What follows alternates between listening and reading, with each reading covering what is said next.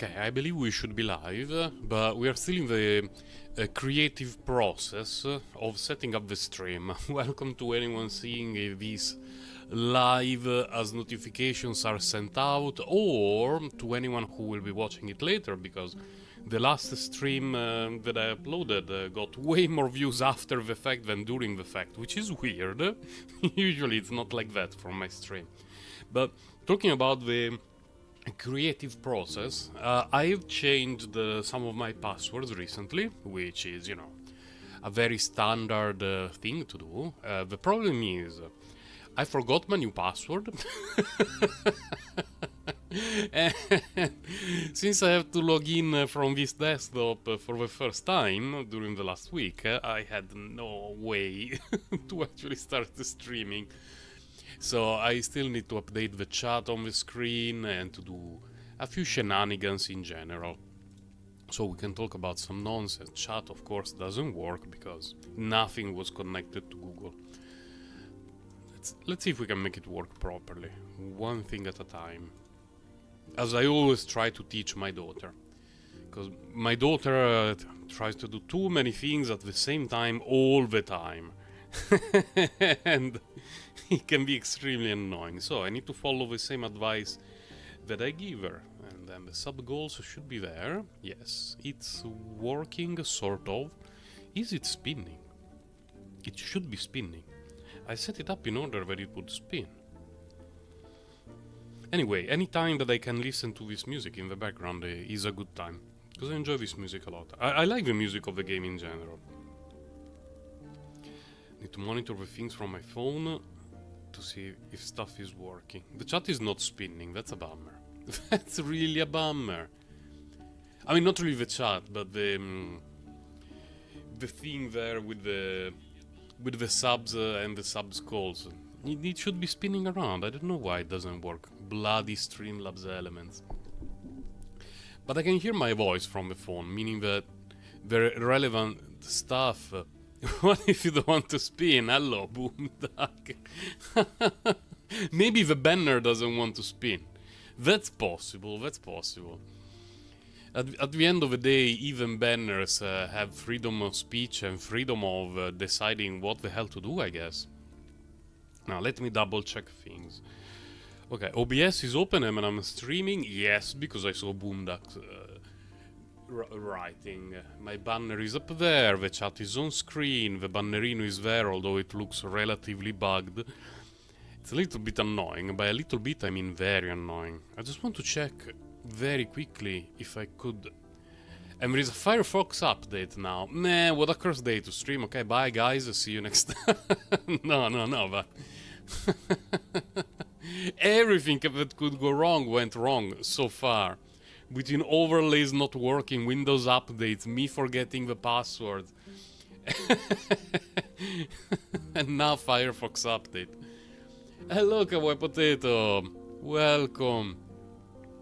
It should be spinning. Why is it not spinning? Oh, you know what?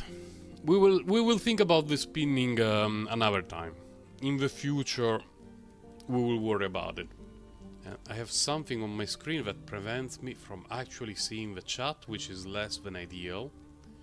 Could we? Okay, now I can see the chat properly. I also need to remember later, and by later I mean not too far from now, to check at least on my phone what's the situation on Kaistar Rail, because I think I'm very far from the energy cap. But, better safe... Yeah, I'm very, very far, because I used the energy last night right before going to bed. I did a couple of rounds in the domain for Acheron, and everything was absolute garbage, and I went to bed. So there is no way I'm at the cap of energy right now.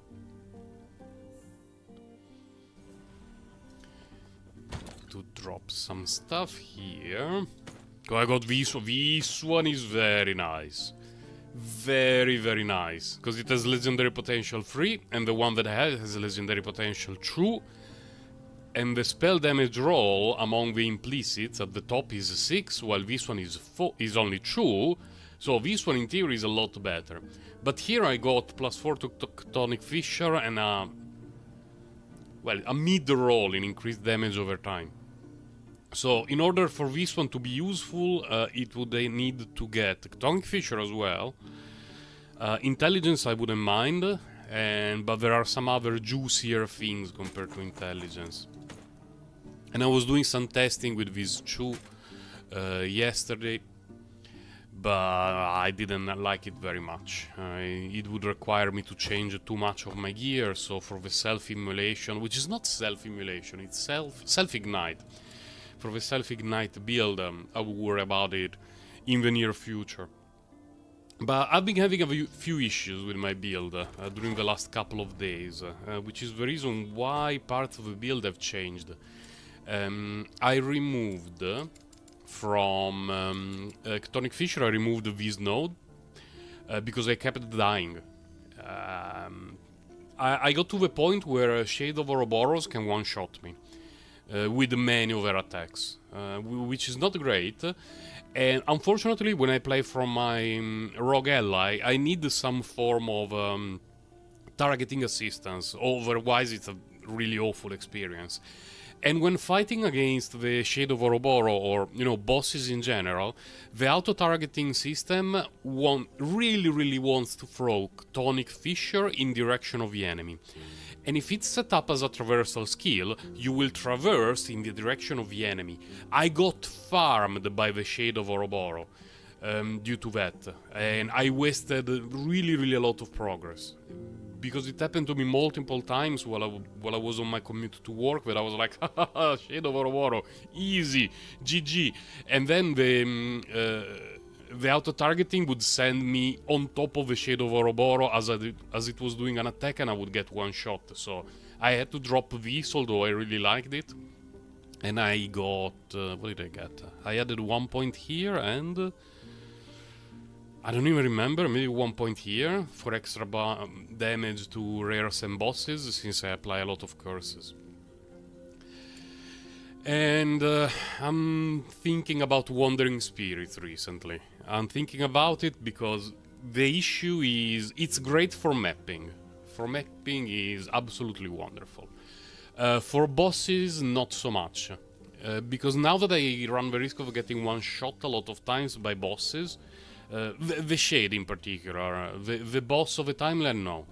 But the Shade of Ouroboros can one-shot me. I'm kinda thinking about replacing this with something different and cheaper that I can spam while I'm out of harm's way. But we will have to see. We will have to see. Because the problem is there are not many options. There is like Soul Feast, if made to be cheaper, which is nice because it can apply a curse here, and it can generate ward, which fits the build, ward and mana.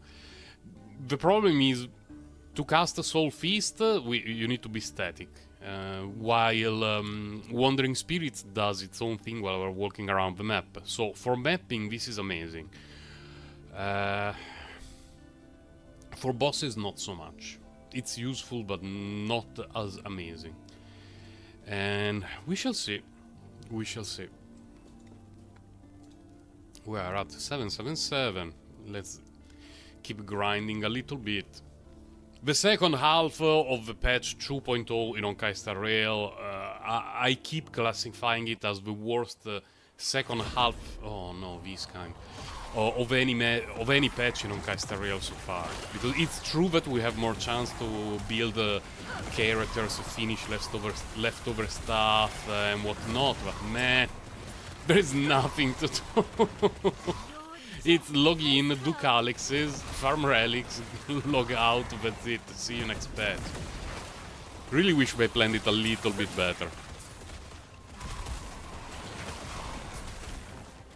Basic Tonic Fisher, passively dealing a ton of damage.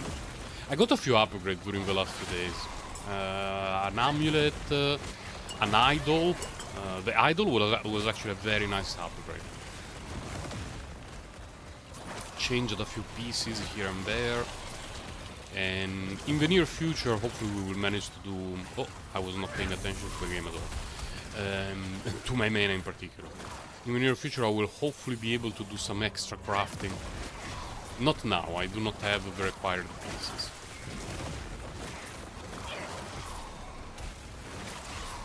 The chances that I will die multiple times today on stream are basically guaranteed.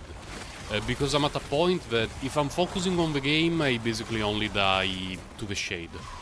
But if I'm doing some other thing, like chatting with my daughter in the background, or streaming, or what could it be? Like when I'm watching a movie on the second monitor in the evening, those are all cases during which I can die, even to trash mobs. So yours truly may get one shot multiple times today. But we shall see. Hopefully not by trash mobs. Anything useful on the ground? Nope. I want to check... before we move on, I want to check the loot filter.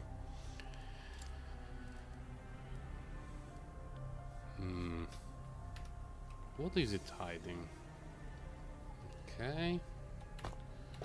Seems to be okay. I made some changes to the loot filter when I was on my laptop, but I did not export it and import it on my desktop, so I need to make sure that it's going to be similar. It's not similar. It's showing too much stuff. Whatever. We will not be getting a lot of those. A lot of idols. 108, 112. Okay, so all of these are good echoes.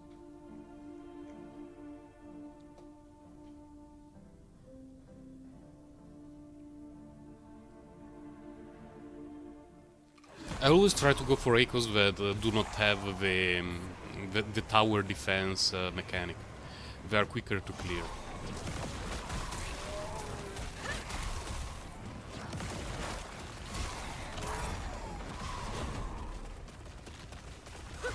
Ones I should... Ooh! What the hell was that? Oh, Venom Spire. Sir Grandalo, remember to read.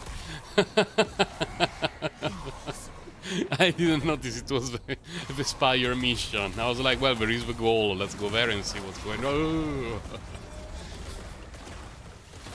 You need to understand, it's early morning for me. Very early morning. It's 8 in the morning. I'm basically not a functioning human being until 12:30, roughly. So for me, this time is absolutely dreadful. I have some fresh tea next to me, which is helpful. Ah, nice fresh tea in the morning. The taste's awful, but it is what it is. It's not the tea's fault, it's just that I got it several days ago. It's been sitting in the fridge collecting mold and all sorts of disgusting things. Oh, hello, shit.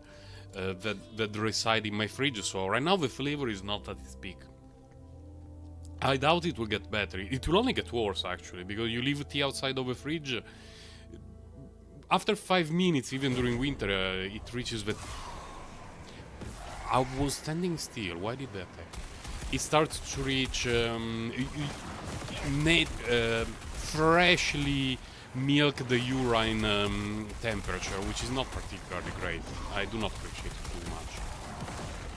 The rate of fire of these spires is insane. What's going on? Boots, ring, ring, I should remove all of them from the loot filter. Like, don't show me any ring. Just because I cannot change those that I have right now, and I really doubt that I will be farming for other characters this cycle. Until I make it to 1000, but you know, once I reach 1000 to this character, if I could reach 1000, I don't know how much I will be interested in going back to, you know, corruption, nothing for other characters. But we shall see. Oh, the other one is very close. Oh.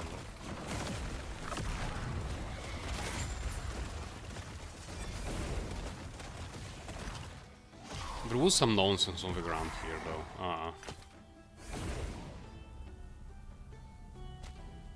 though. You know what? Oh, it's the wrong base. Because everything else was pretty decent, but the base was the worst.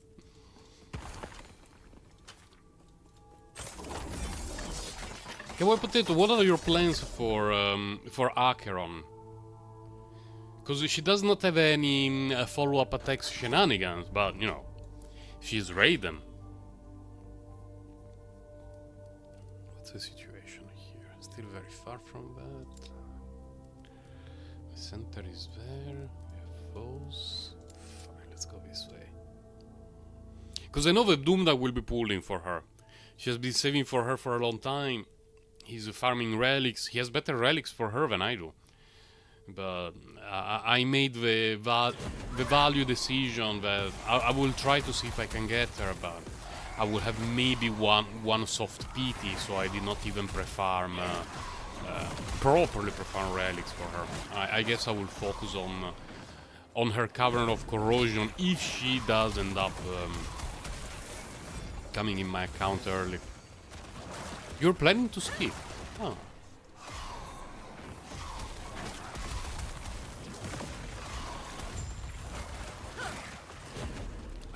Opposites.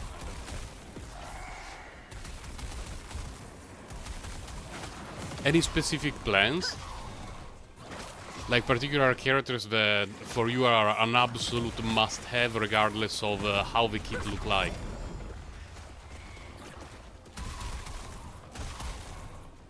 I really want to see how Jade will look like. The erudition quantum character from the, you know, the friend of Topath and Aventuring. Wait, what's here? Oh, okay, it's a boss, so let's be a little bit safer and do not rush at it right away. Let's do this.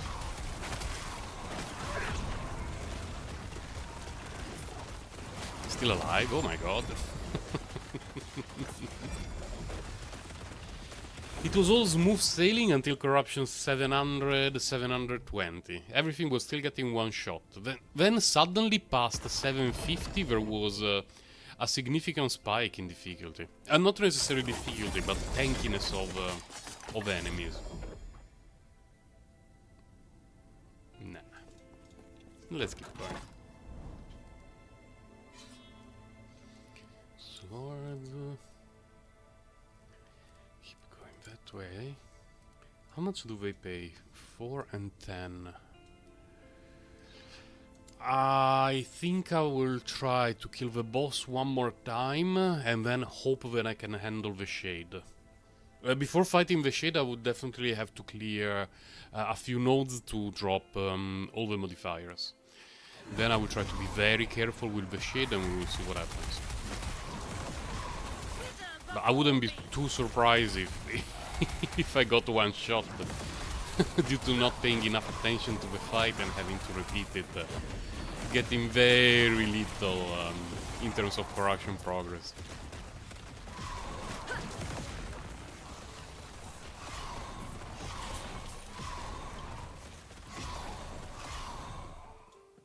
I'm reading. Planning to skip Aventuring, depending on what Robin does. If Boot Heal and Robin do follow-up attacks, definitely skipping and potentially spending money. Boot Heal, I'm not sure. I didn't check his kit at all. Robin, I don't believe she is focused on follow-up attacks or shenanigans. She's going to be... we don't know the numbers yet. But she's supposed to be the best harmony for Eidolon 2 Acheron. Not sure about Eidolon 0 Acheron though, probably not. She's an interesting buffer. Definitely interesting.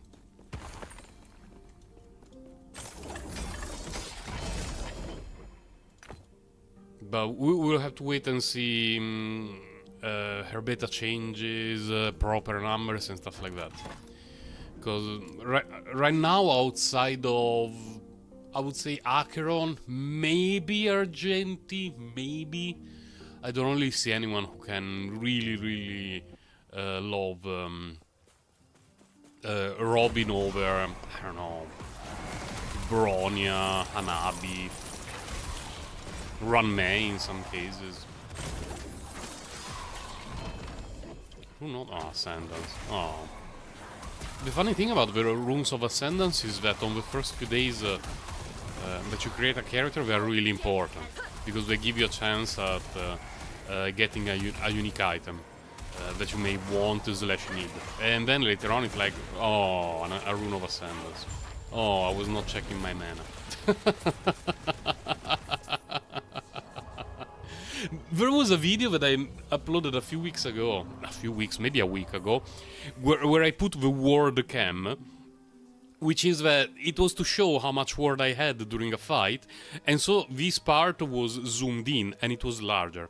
I should do the same while I stream, but for my mana. Like, I should have an overlay that lets my mana ball be around here in the center of the screen, in the area that I focus, and larger, so that I can actually see when I'm low on mana and I need to refresh the spirit. If by some miracle you get wealth, you roll for Acro. You do not have wealth? After all this time? Feels bad, man. It's like my Clara that let me wait almost 1 year after multiple copies of everyone else. Apart from maybe Yanshin. I believe my Yanshin is Eidolon 0. Lucky. Robin looks interesting, yeah.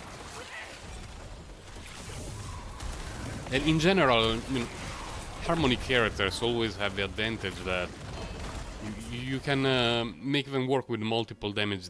Wait, what's with hero that? Tier... Oh, tier 5. Yeah.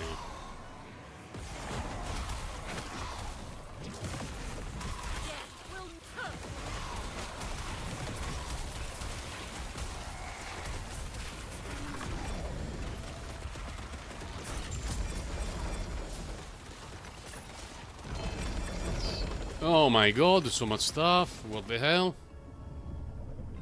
Casting speed and chance to ignite on a dagger. You what, mate? No. Although... this one we can pick it up. And now that I think about it... Oh my god, let's go to... I didn't go here for a few days.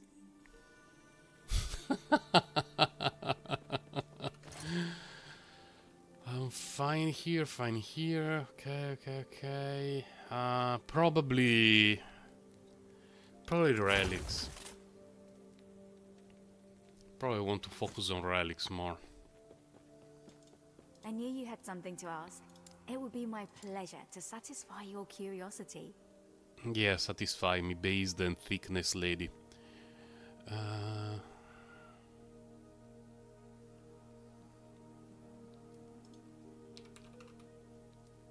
There we go. Let's say a couple of these.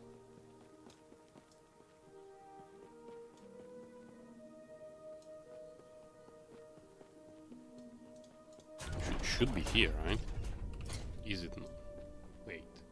Where are the relics? Weapons? Is it considered an accessory? Apparently, yes. Yoink.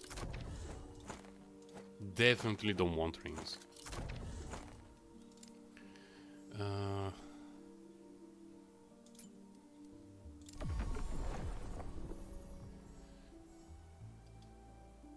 Siege Golem, okay. No.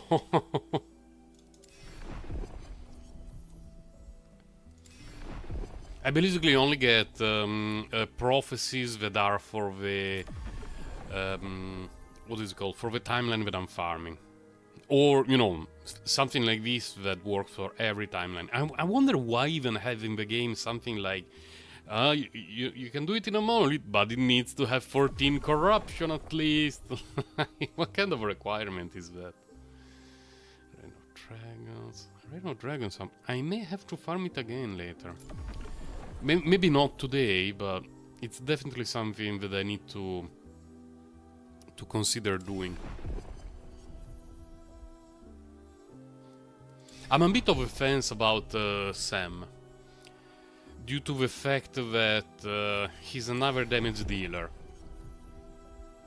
And I'm not really looking forward to building more and more damage dealers and have the same issue as Genshin Impact, where 80% of my characters were just left there, unused in sadness, in the teapot.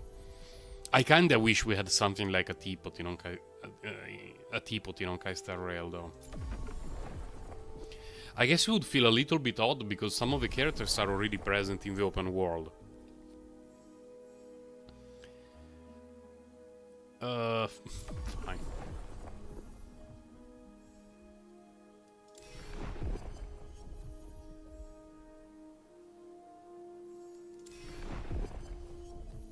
And I would like something like that here in Path of Exile, in the Last Epoch as well.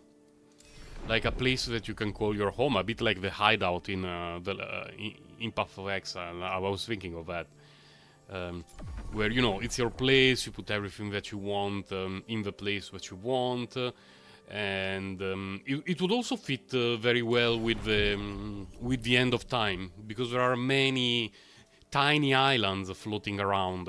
So it would be very easy to have, you know, your own tiny island. You can put the chest where you want, something to respect your skills.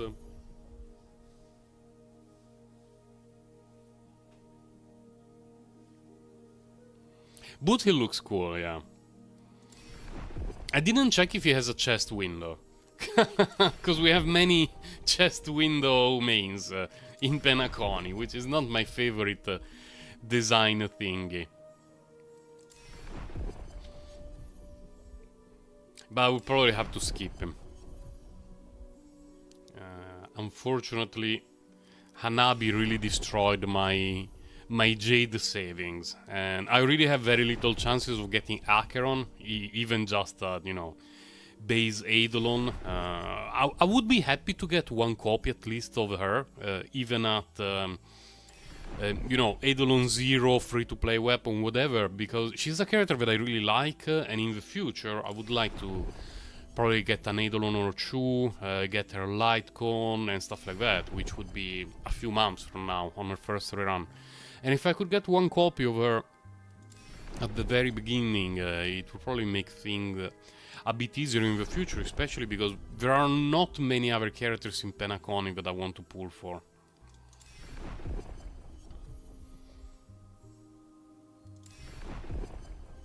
I really have a few favors, actually. We could go back and grind.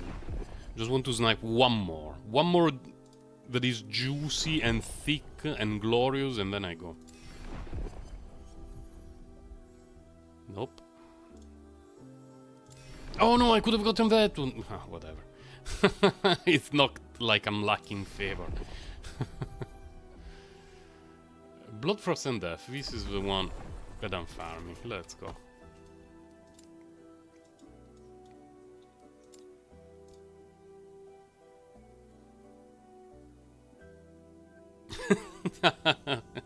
Yeah, really a lot of chest windows. It's a design that every now and then, once in a while, I can. Oh no! Like I can endure it every now and then, but not too often. Unless it's a waifu. For waifus, a chest window is okay.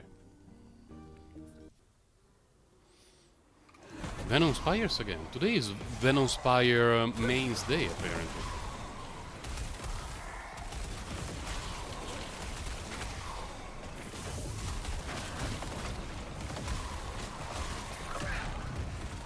How dare you walk away from Mectonic Fusion? Oh my god. This against Venom... Okay.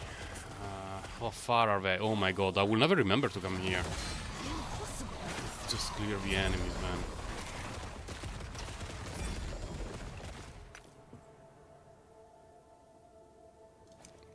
Up.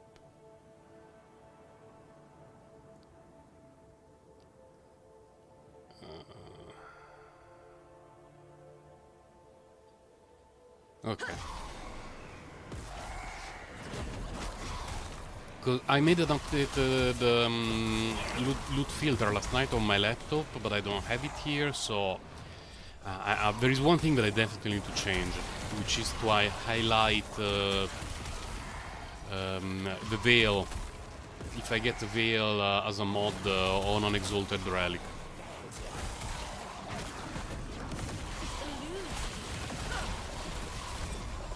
Because the thing that I noticed last night while I was checking skills is that if I could get some extra veil points on a legendary infusion, you know, the crafting thingy, heart, I believe it would help my build a lot. Which is why I wanted to have a highlight every time that I drop one of those. But we worry about it after this map because these things shooting at me is less than ideal. Something of life. Don't care.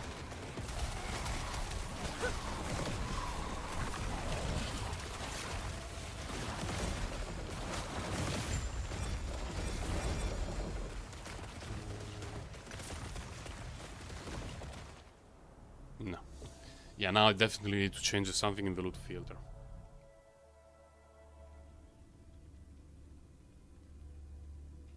She has a very pretty design, yeah, that is true. We have not spent a lot of time with her in game, but her character model looks really great. I know it's silly, but she looks really a lot like the first character that I created when I played Aeon a long time ago. Show, emphasize, different color, item type. Well, I don't even need item type, it's an affix that I want. It's called Veil. Class specific, level of Profane Veil. Put it at the top so it always shows. Hide all Primal Smith. I can probably add the rogue here. Yeah.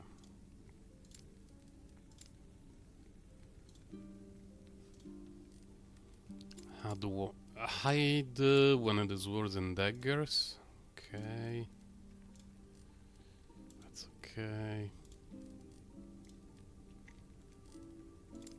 Confirm. Show all item with 12 affixes. What do I have? Oh, always show experimental. Okay. Show all unique items.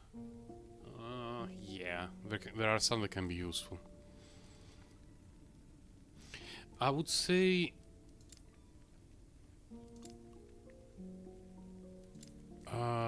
another show all items. Show all items. Emphasize.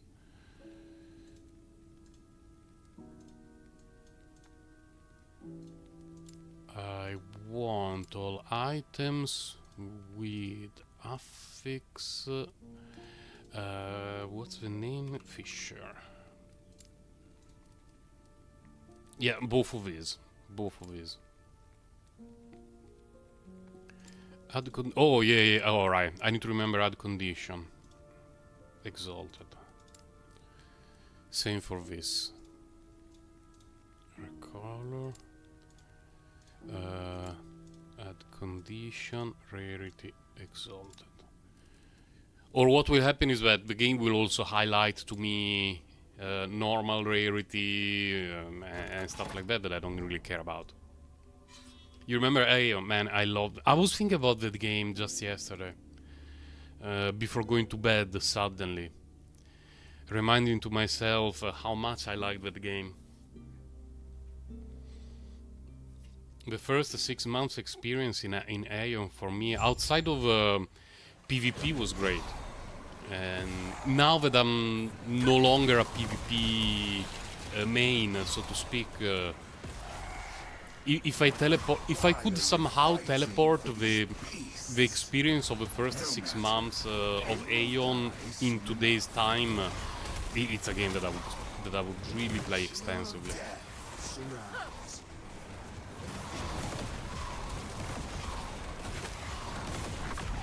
I don't even understand why Formosus here deals so little damage compared to the Shade. Considering that, you know, it's the same timeline, same corruption, I don't understand why the boss of the timeline is a third, while the Shade... the fight with the Shade feels so much harder. Death will not take me.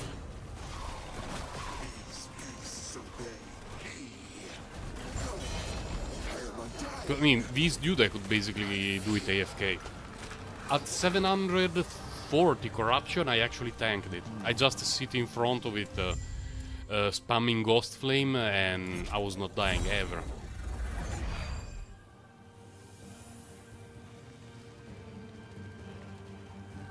No! You did it on a single pull? Let's go! Like when we pulled for Yelan.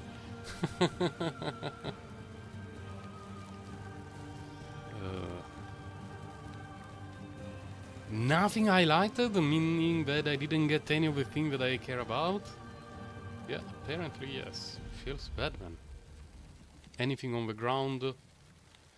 Good. I'd really like to know if the loot filter that I set up works. It should work. But I mess around with loot filters all the time, because I change them basically daily based on what I want and how I want to change the direction of my equipment, so mistakes can be made. It's the first time it happened to you, let's go! I'm happy it happened during my stream. It feels like I was kinda part of it. Although I was not. I did not help you at all. But at least I'm happy that it happened at the same time. Finding the bacon, charge the bacon. Man, I had such a good pack of bacon this week. It's a very odd thing to say, but I often change the brand of the bacon that I get from the supermarket. You know, to try different varieties when there is a new brand. And the new one that I got, a little bit more expensive than other brands, but when cooking it becomes so crisp. Man, it was so good. Both my wife and I like crispy bacon. And my daughter doesn't like bacon in general too much, because it can be a bit... like, when it's crispy, it can be tough to chew for her. Daughter is 4 years old, by the way. And when it's chewy, she doesn't like it either. She prefers the consistency of hot dogs. Are we in the clear? Yeah, so we can start this one.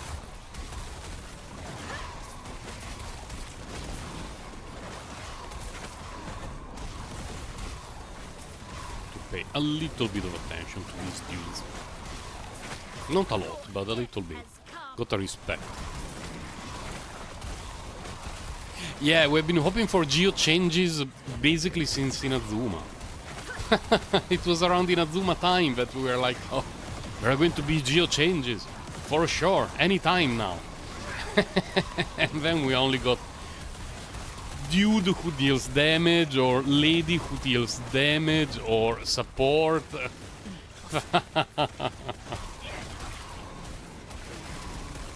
No rework, no extra shenanigans with crystallize. Like some shenanigans, yeah, but not to the extent that we were expecting. Feels a bit bad. And it was Noel's birthday a couple of days ago. Worth reminding and celebrating. It has a lot of elemental damage. Is it tier... only tier 6?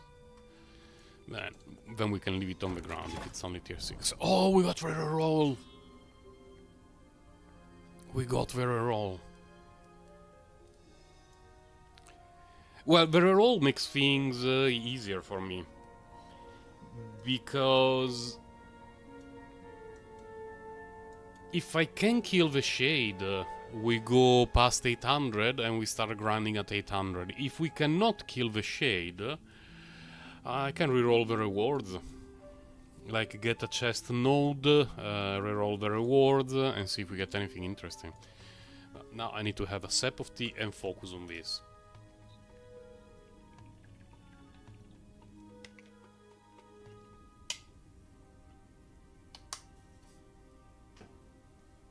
Yeah, Navia feels a bit different compared to Geo characters, yeah, that is true. Okay, focus your grind bullet. This dude took a dump into my soul multiple times yesterday, to the point that I had to change part of my spec.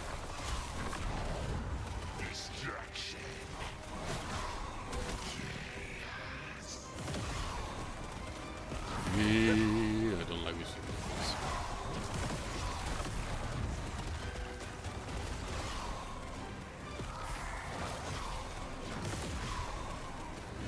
Oh my mana, oh my mana. Oh, I didn't check mana.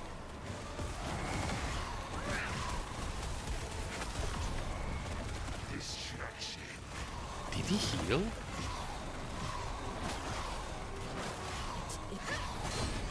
Ooh.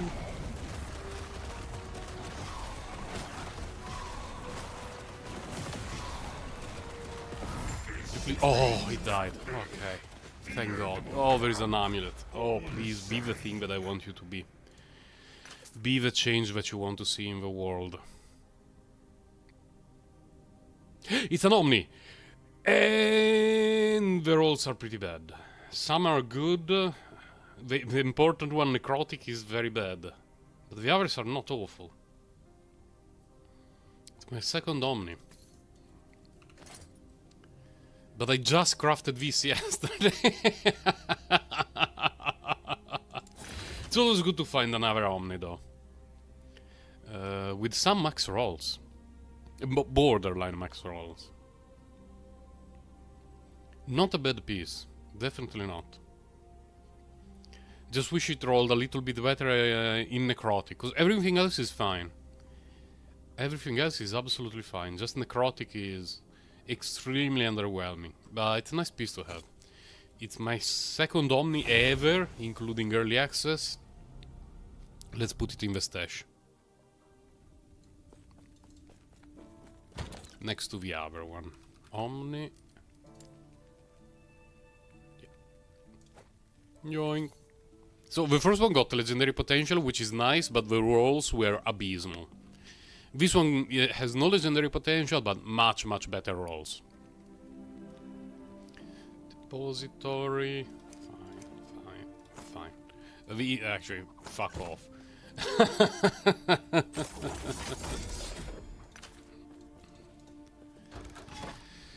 Oh, we made it to 800. And it was not even a terribly obnoxious fight with the Shade.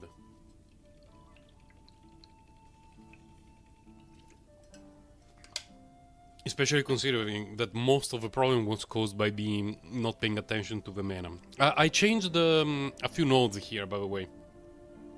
It's something that I mentioned that I was considering doing, and I actually did it yesterday. I removed 3 points here, 1 point here that was there by mistake, and I removed 4 points here. So, you know, I lost a little bit of damage output, but we are talking about maybe 1%, probably less than that. And I put points here and to have more armor and health, points here to have more ward per second and take less damage per course on the enemy, and 5 points here. 5 feels a little bit excessive to me. I could probably drop it to 3 and, you know, just for the bonus, and use the other 2 somewhere else. But 2 points semi-randomly somewhere else, it doesn't feel like they're going to be making a huge difference, so I'm sticking with that for now.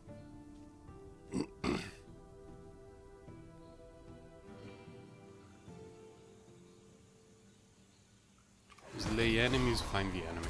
Okay.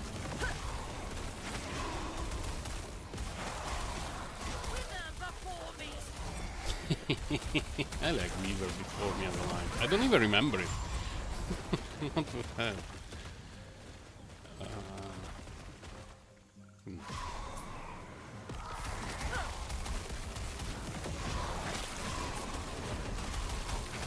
I was reading they made a lot of changes during this patch.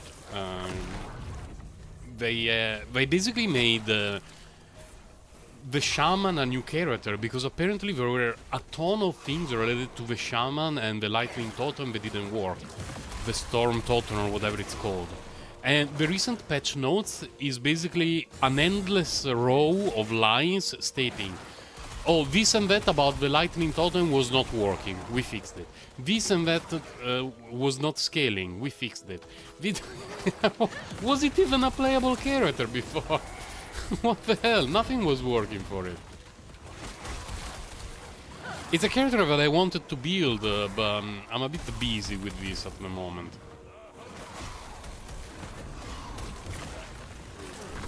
Will not take me.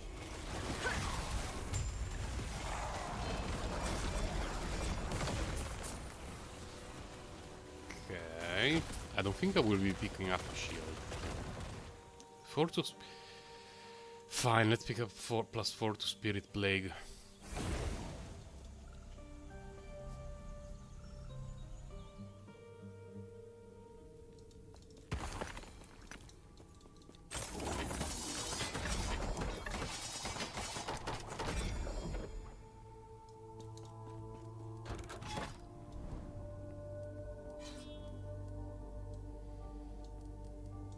This way. I'll probably wait a bit to do my very limited Acheron pools. I think I will have a soft pity during the first week, something along those lines. I will wait stream day because I'm in no rush to pull for her. It's not like an Abby that I had to do it off stream by myself because I needed the currency to clear the shop. For Acheron we can wait stream day. I don't even remember if which day of the week her banner will drop. I believe, but I may be wrong, that it's next week, sometime during the week, but before my stream day. But I may be completely wrong. Your death has come.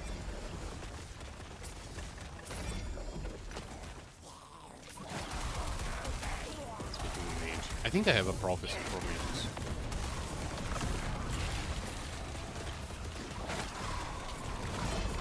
Yep, I did have a prophecy indeed. Let's check stuff.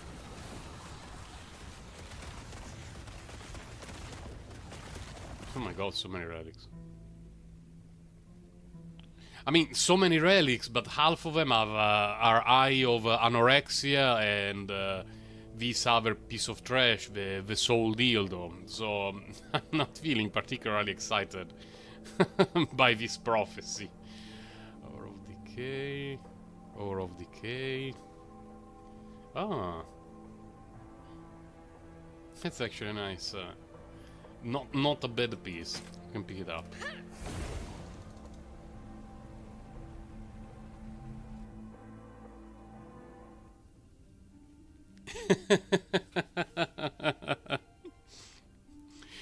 Yeah, they were very interesting patch notes indeed. Oh, Grief of Despair. Hello.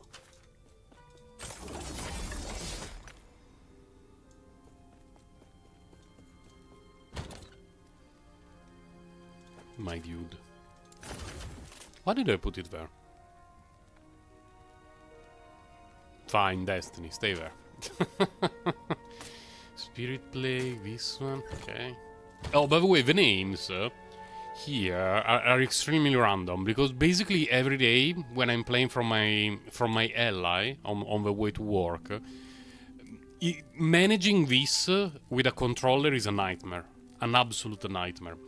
And so, if I'm farming stuff from my ally, I just create a new tab, which is GG Noril, Mouse, Depository, Derpa, Manner Times is the most recent, and that's where I put my recent stuff. So my characters are named based on what I had for dinner the day before, or breakfast. And my my tabs are named semi-randomly, basically. But maybe from the next cycle, the devs mentioned that they will add affinity tabs, and that is going to be extremely useful and will push me to do some better inventory management. I still have not seen anything highlighted on the ground, meaning that either my loot filter is not working and is hiding everything, and that will be annoying, or I simply have not gotten any of the things that I'm looking for. Both have exactly the same chances of being correct, by the way. If not, the one is the favorite over the other.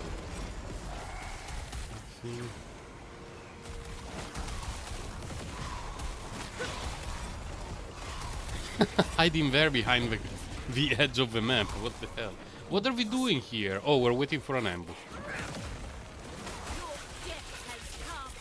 Where is the ambush?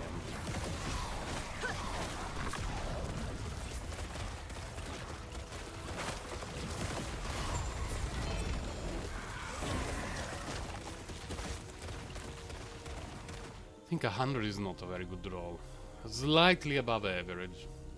Slightly. I guess I can pick it up for the rogue.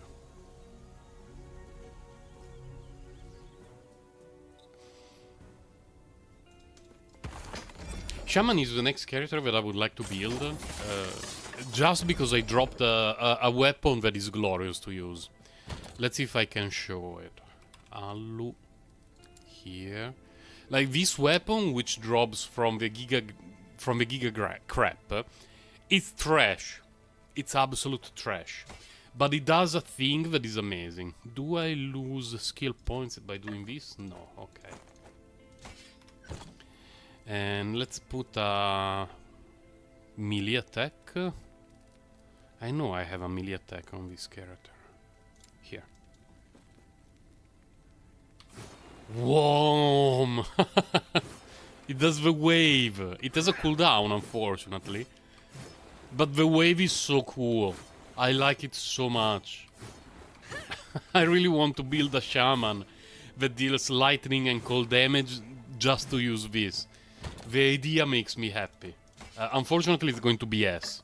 So, creating a build that is S for a character that is S is probably going to be less than ideal, but we want to hashtag believe that it's going to feel at the very least playable. Oh, we cannot go that direction, so we might as well reroute. Oh my god, we cannot even go in that direction. What the hell? Here we would be going back. I guess we do that.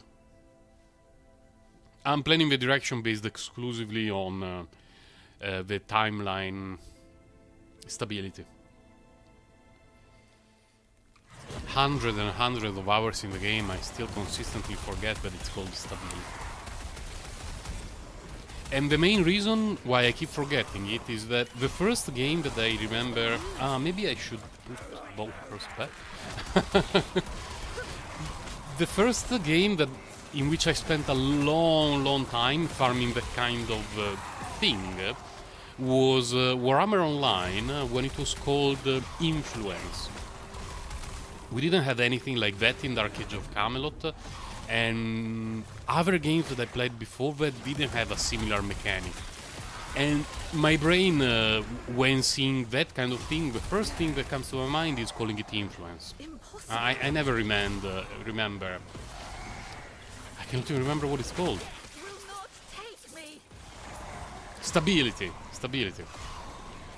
It's just not recorded in my brain.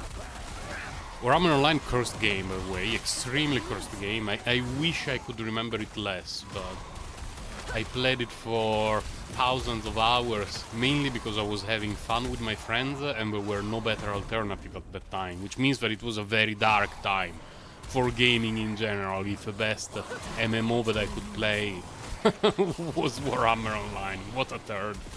What an absolute turd. Will you please die? That was it. Okay.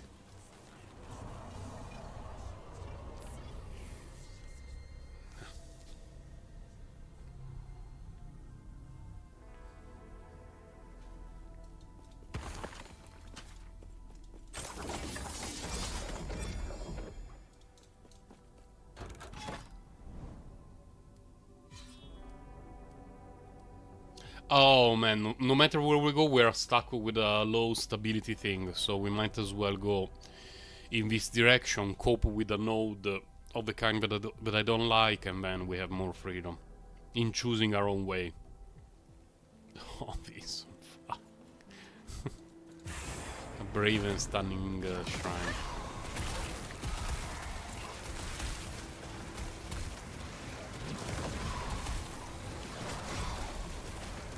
Your death has come.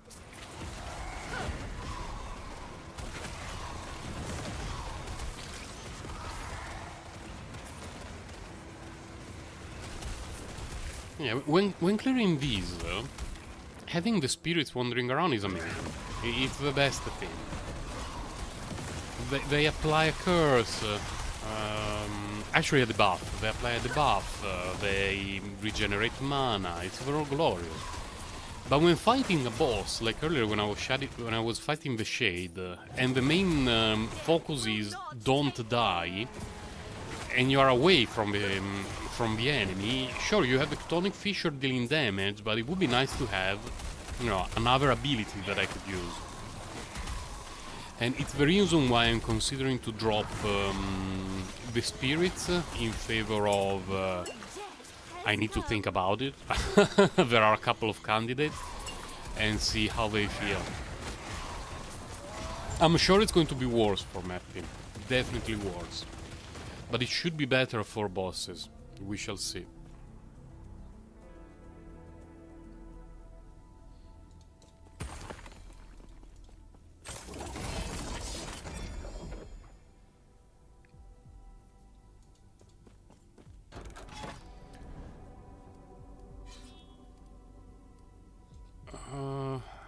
Kinda like this direction more. Because going straight away in direction from the starting point helps building stability quicker. So we shall see what future has prepared for us while I have a sip of tea.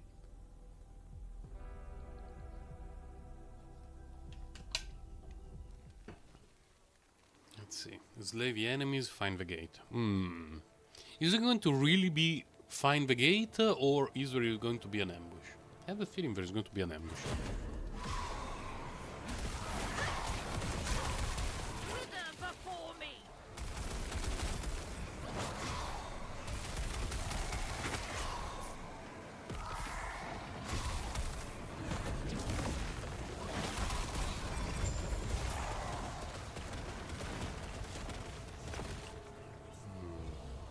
Wait, what's that? Nah.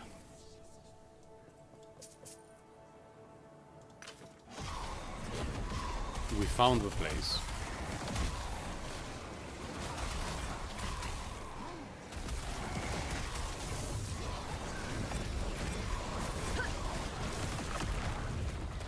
Your death has come.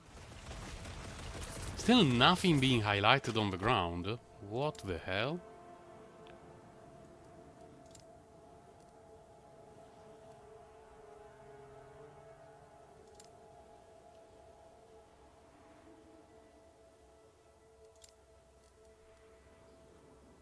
It should work.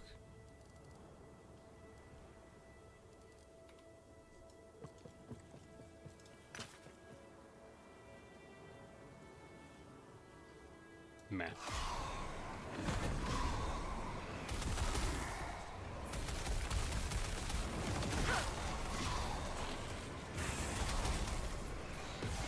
It feels like the brave and stunning shrines have like a show up percentage that is 5 times the amount of every other shrine. Bit low on men, huh?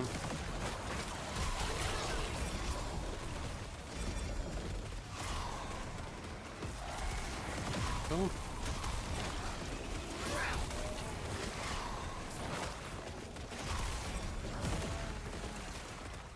I've been wondering during the last couple of weeks, how are people dealing with the nerf in the Bone Curse Profane Veil interaction? Especially those who basically based everything around it and made it to 2000 corruption or more when it was bugged and you were immortal.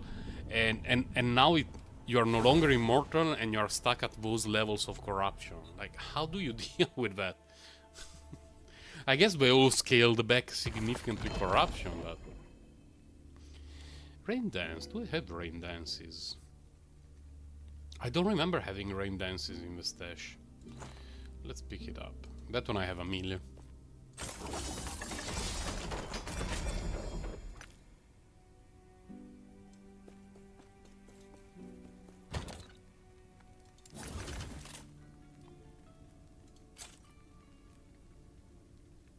Oh, and I really like the look of... Where did he go? Of this thing. I have a storm. I didn't get one in early access because I didn't spend much time farming the ending the storm timeline. So things like the Eye of the Storm and the Alluvion for me are new items that I would really like to play for fun once I create a shaman. In theory I already created a shaman, you know, the starter class at least. But I've not had a lot of time to play it because I'm focusing all my grinding time here on the Warlock. My rogue is still stuck around 350 corruption, probably closer to 400 actually. And then I have a Spellblade that I don't believe I streamed because I leveled it up during 2 weeks where I was extremely busy with work, and so in the evening, in my spare time, I was leveling it up, but I didn't get the time to showcase it on stream. But I really don't like how it plays. It's not characterized very well, because in theory it should feel like a battle mage of Dungeons and Dragons glorious history, but it doesn't feel like that at all. It just feels like a caster. It's a way worse rune master with really uninspiring animations. And I leveled it up to...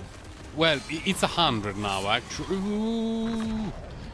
It's level 100 now, because in order to finish the build I really needed those last few points, but don't have any plans to play it anytime soon. I hope they will rework it a bit.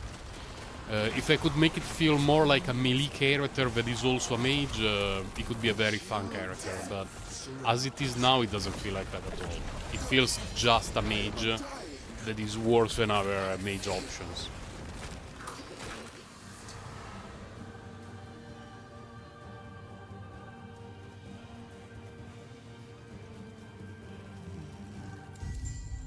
And recently it has only happened to me once, but that I forgot to talk with the cow friend. I was very proud of myself for that, because in the past, basically every 3 boss kills, there would be at least one time during which I forgot to talk with the cow friend, and I would port out with the wrong portal, and I would have to redo the fight. But I'm getting used to it, slowly, a bit at a time.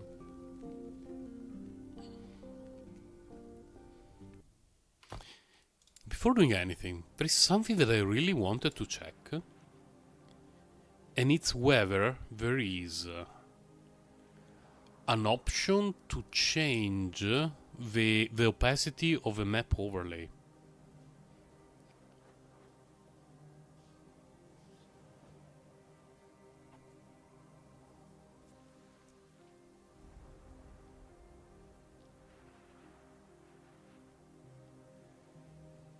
Overlay map opacity.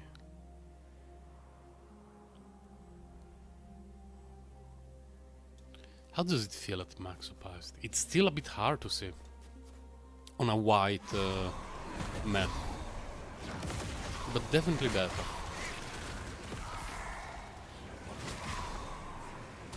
Let's see how it feels.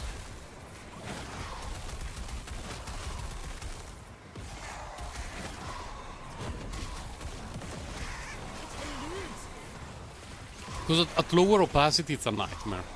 In this kind of map and in the desert maps, it's impossible to see where we are going from the overlay map.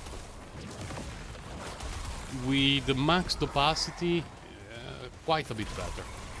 Let's see what the loot filter is hiding here. Correct, correct, correct. Okay. What are we doing here? Oh, we need to find... well, we were supposed to find the someone, but we got ambushed instead. Ambush is by far my favorite. Crown of Remedy. Let's kill another. A few more enemies just for extra stability.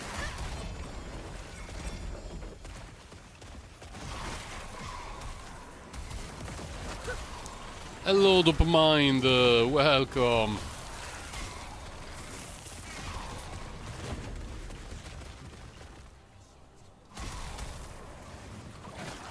It has very low population. Like the monster.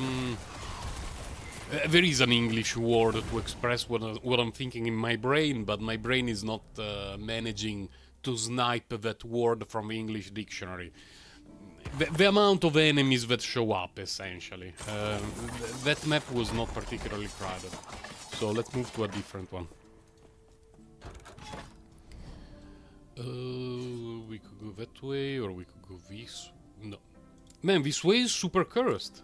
Both have low stabilities. So, even these? What the hell? Okay, at least we have... we can go that... I have never had so many. Like, blocking my expansion. What a cursed moment. Ha! My native language is a secret for now. Just because there was this recurring joke... for many years, between my subs trying to guess where I'm from, based on my accent. And one day I will do nationality slash ethnicity reveal, but for now I'm still enjoying people making guesses. Feel free to guess, by the way. I will add you to the list of guesses. I have a file on my computer where every time that someone tries to guess my nationality slash ethnicity, based on my accent, I add it there and I keep track of it. Currently most guesses are... number 1 was Russian, I believe. Number 2 was Italian, which got many votes recently. And number 3 I don't remember, there are a bunch at number 3. But they're pretty far on the list.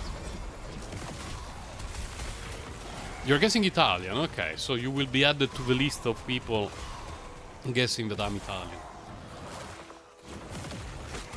I don't know why, it all started with most people guessing that I was from Russia or East Europe, and then suddenly out of nowhere, no, he's Italian, definitely Italian. I don't know why.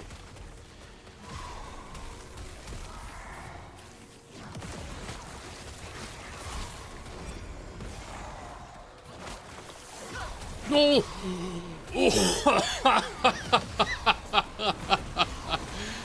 Ah. Things that happen when I don't check the mission. Oh my god, that guy that shoots the fire Hadouken from off the screen. Always need to check if it's a mission about killing that guy.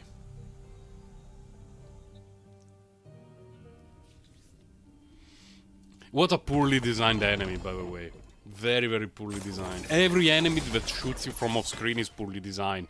But that one in particular, that can easily one-shot us almost instantly, is a crime against humanity. Okay, so we cannot go that way. We can in theory go that way, but I would rather not. 100, 108. We cannot go that way. Okay, so we need to go that way, unfortunately.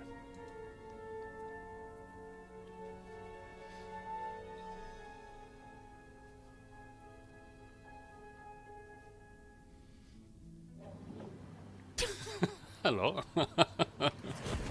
Nice to meet you, well mate, I guess.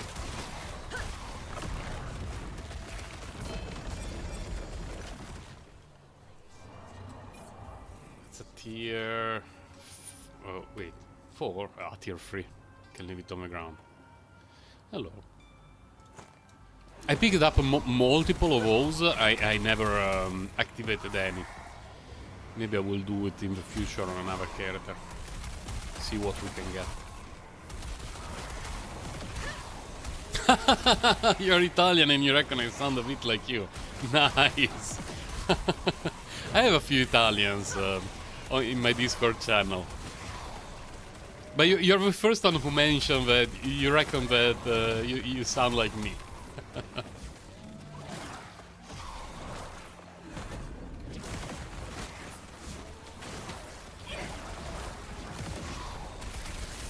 Ambush? Okay.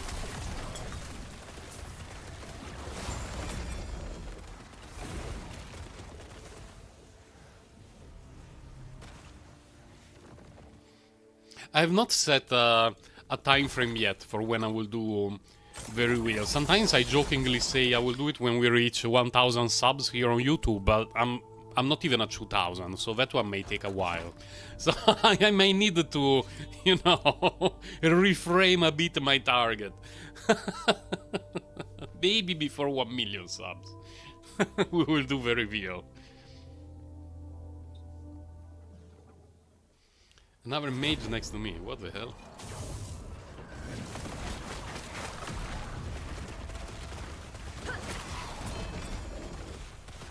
This belt is the worst thing in the history of mankind, and I feel bad even for just hovering on it.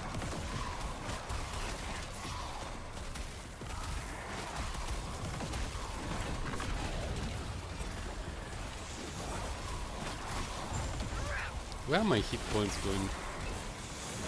So significantly down. By hit points I mean the ward. Because my hit points are always down. Charge the bacon, okay. Charging bacon is not usually particularly obnoxious. He says as his ward gets cut in half by the first wave of enemies.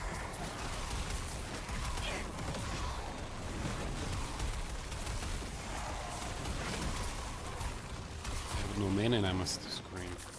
But at least now we are at 14k. Your death has come.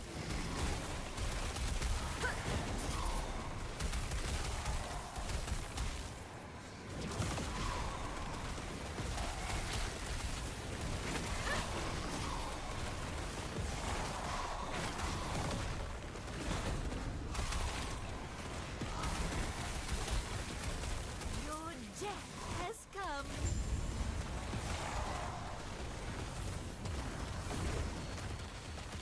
It's free to Wandering Spirits. Wandering Spirits. I will pick it up, but I don't think that extra points in Wandering Spirits would help. What the hell is this? This amount of nonsense.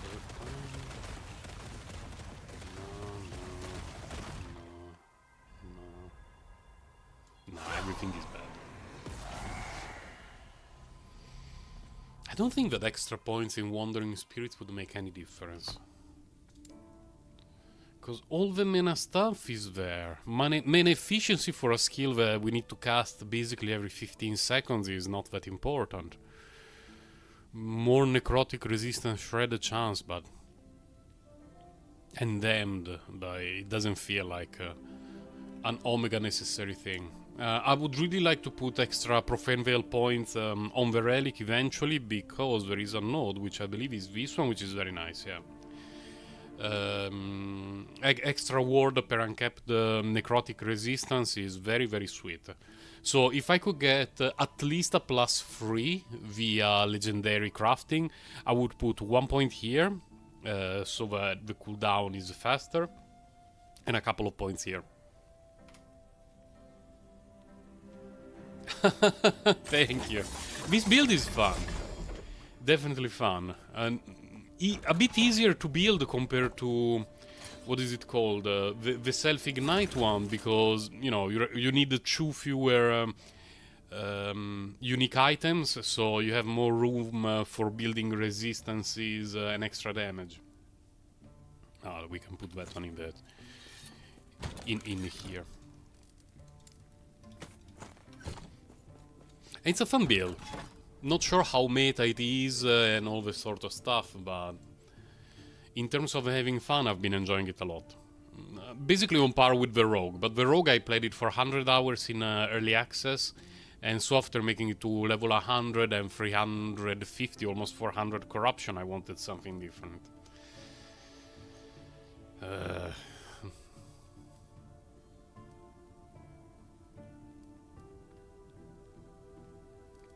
Fine, let's go in that way. In that direction.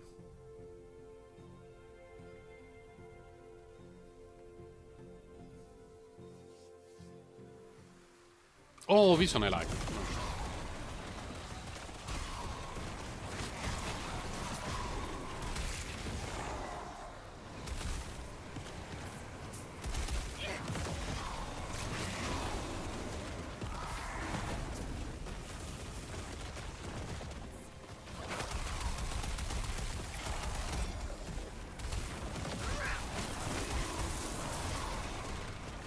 Those dudes, ice thing is always hit so hard. And my cold resistance is not capped, but it's not even that low. I believe it's 71 for cold and lightning resistances, so it's not like I'm getting one shot. Death will not take me. I had to change gear yesterday because after getting one shot multiple times by the shade, I decided that my 63 void resistance was just not up to task. So I had to change some stuff to drop a bit of damage in favor of capping that resistance and making my character slightly tankier. Now, I believe the only way to significantly increase the damage of a character will be via legendary crafting.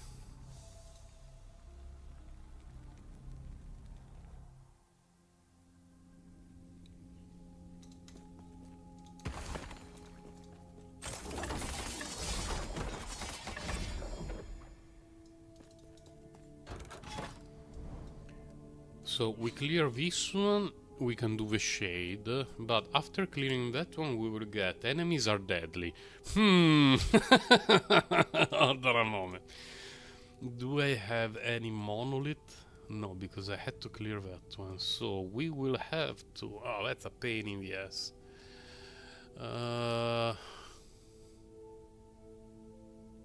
I'm not going to fight a shade with 15% increased movement speed and damage. It's not going to happen.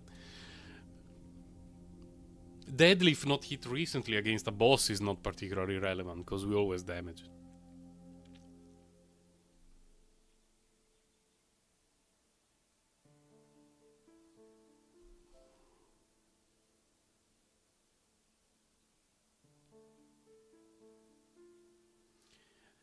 On your self-ignite, with the 1600 minion health, you get the same ward. Oh, after the nerf, yeah. Yeah. Yeah, they hit that build pretty hard. But I think I never liked about that interaction, apart from the fact that it was not bugged, it worked as intended, but they just did not expect that it would be that good. But anyone who tried to use it and saw 200k ward or whatever was achievable before knew that there was something wrong. So I never looked into that build very much. And yeah, they changed it mid the cycle. I'm not having a fun time right now, I don't have mana.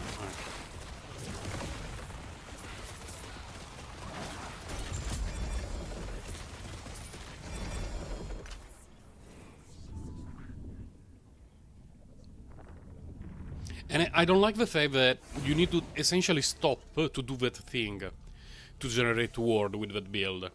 Like, even now that it's more balanced, you need to, you know, do this, not this. You need to do this to create the thing, and it has a cooldown, and then you need to do this to hit everything, and then you go. And I don't like that. When I'm grinding something, especially a monolith, I prefer to just keep going, be mobile, never stop, keep killing stuff. Oh, there is a thingy there. This changes things a lot. Because we can go here and enemies having a chance to dodge doesn't matter for me. And then we can... Actually, I don't even need to go there. I can just go here.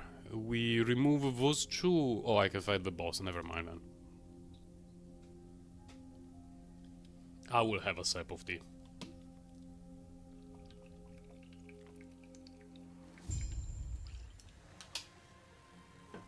Today's Friday. Oh, today's the last free run Friday of the year. Oh my god. It's the last episode of the season. Feels bad, man. I will miss watching free run every Saturday morning. Why are you fighting for these beasts? No matter. You will die soon enough. The chill of death will surround you. Yeah, it slows down a bit. In terms of gameplay, it ruins a bit of fun for me. I prefer to have a character that never stops, which is why I like the rogue so much in early access. To the point that I finished early access playing a Shadow Dagger's rogue. It was nerfed at release, but it was still the first character that I built. Just because I like the playstyle a lot. Very mobile, never stop. Just always running around. And this hovering warlock is kinda similar from that point of view.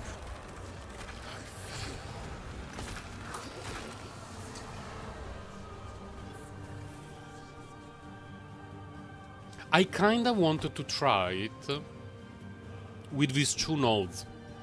Removing the mana cost, the channel cost for Ghost Flame, and essentially making it permanent Ghost Flame, thanks to the energy gain from Wandering Spirit.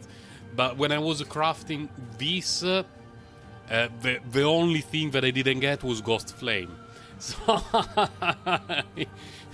it didn't transfer, and I was like, okay, I guess. Fine. Destiny decided that I could not do it.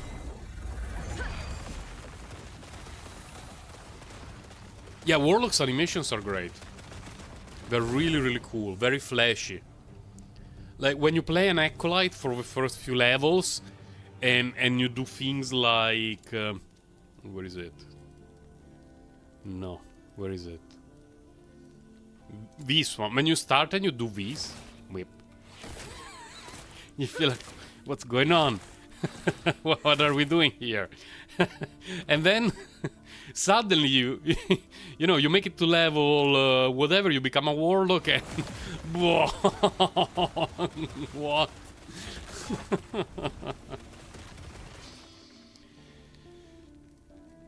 Okay. Wait, this is not a hit, right? Yeah, it's not a hit.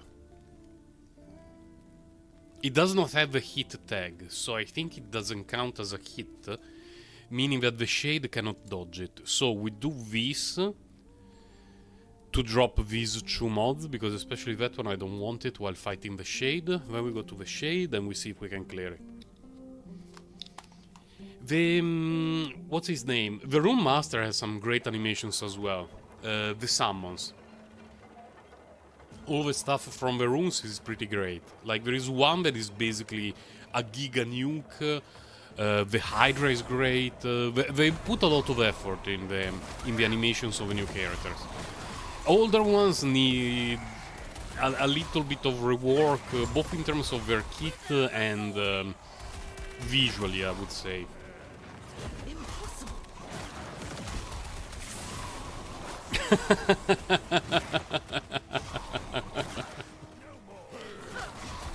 I think it's probably by design, so that when we make our subclass decision, it feels really meaningful. Like, oh, you did something cool, but the abilities of the first few levels feel so basic, even in just their animations. Oh, what is all that nonsense? Don't care about that anyway. Your death has come. The deadly, if not hit recently modifier is so obnoxious, because every now and then you get an enemy that decides to just stay at the edge of the screen. You barely see it. Sometimes you don't even notice it, and then suddenly you get one shot.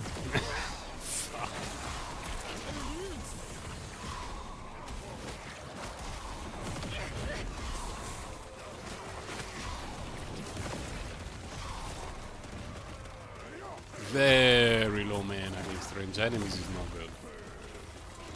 Let's kite them a bit.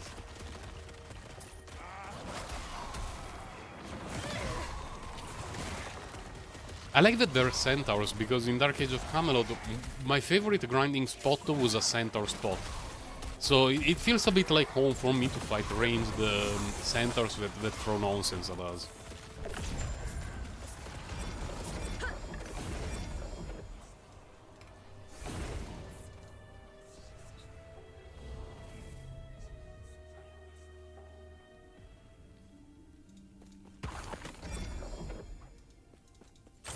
Good.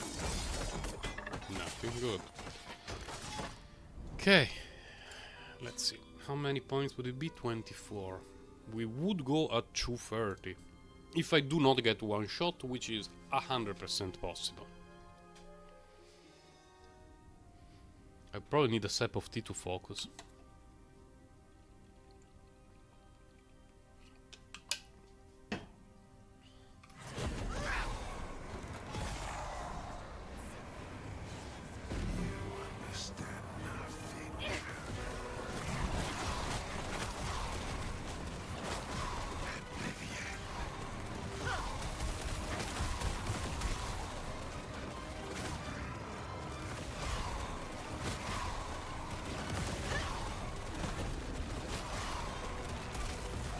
Nuke me.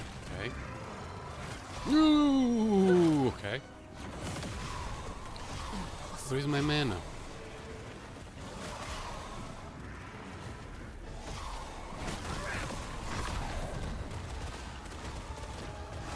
Oh.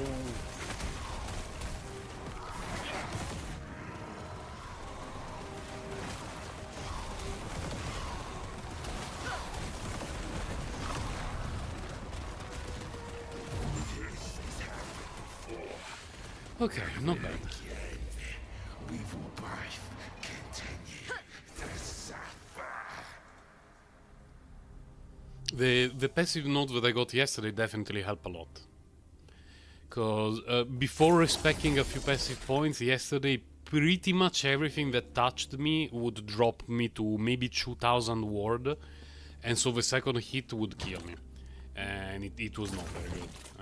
Now, I wouldn't say that I can tank the dude, because I can still get one shot, but it feels a lot better to play.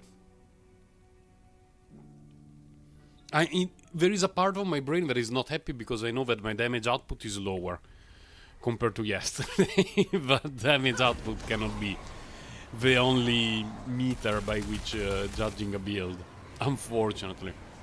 Especially as the game gets harder and harder.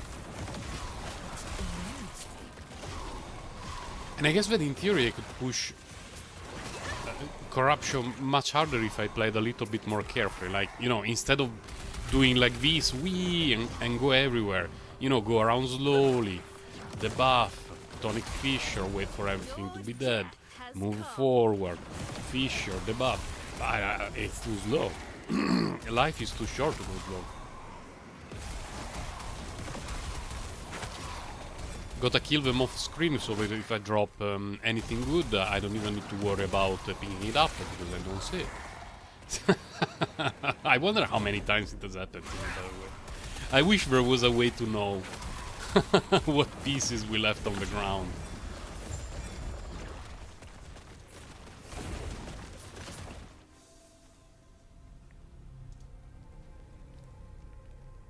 Maybe it's better to not know it, actually. Upon further analysis, it's better not to know. Really a lot of things kill enemies off screen. Really, really a lot. Oh, I got a mail. Hold on a moment.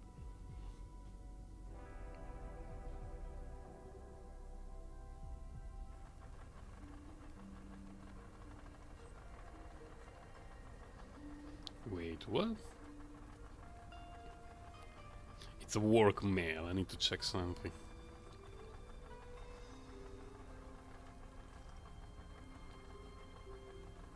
Okay, it's not super urgent. Because I have the morning off, but I need to work in the afternoon. So if I receive anything from work, I need to at the very least check it. A bit like when we receive calls from school for my daughter or anything like that.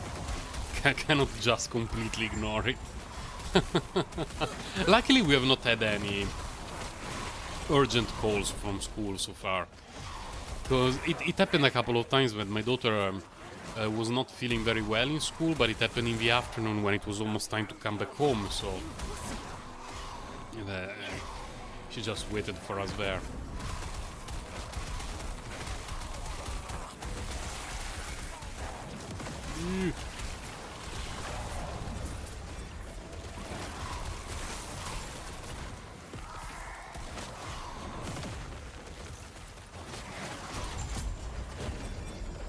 What's this guy? Oh, okay. No, I picked up a unique scepter. Account ruined.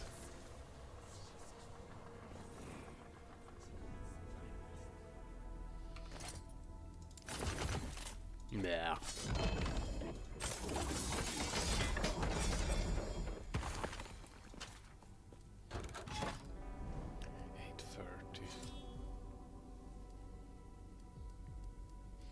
Can go either way, so this is not a bad direction to go.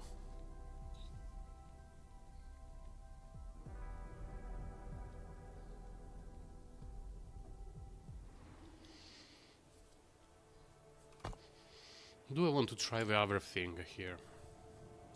See how it feels.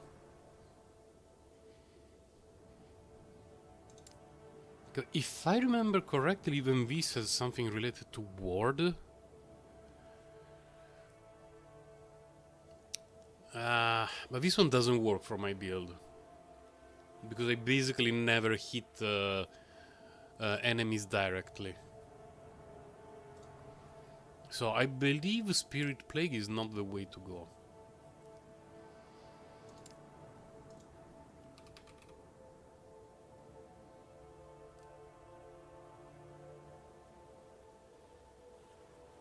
Here I do not generate any ward, which is annoying, because the other option is this, which can generate ward. Can generate mana and ward. You know what, let's try. Let's try. Because at this level, respecializing a skill takes essentially no time. I want this for sure to start. 1 point here and 3 here. It needs to be cheap. It needs to be very, very cheap. 3 points left. I want to inflict Weavering.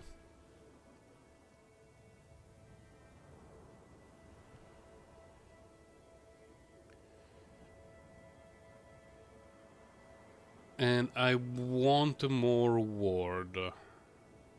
But I also want more mana generation. Well, basically the first pack of enemies that we clear is going to see. Is going to show us how it works. Okay, let's go.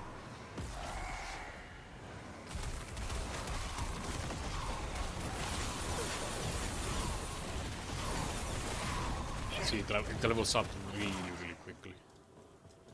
How many points did we get? 7 points just for that.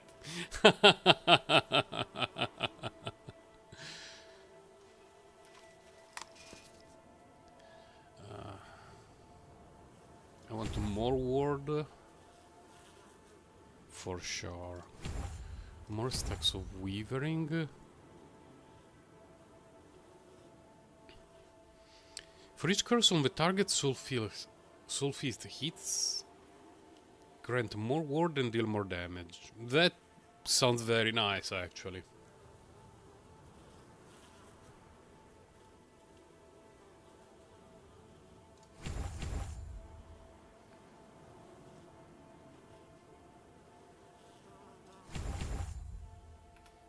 Let's start with this and see how we go.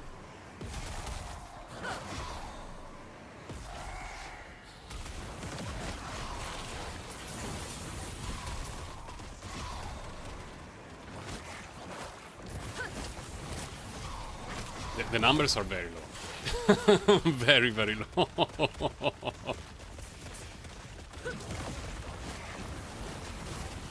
Oh my god, it deals no damage. Well, to be fair, this is an ability that is supposed to be built for crit. And I do not have any crit in my build. So it makes sense that it would not be dealing a lot of damage. It's mostly there for utility.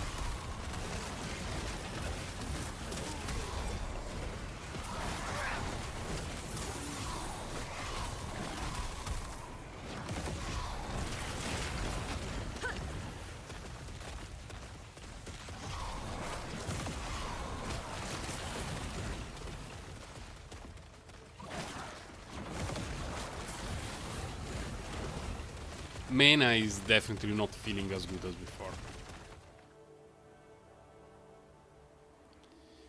And we are basically at the cap, so it's either generate more ward or focus more on mana.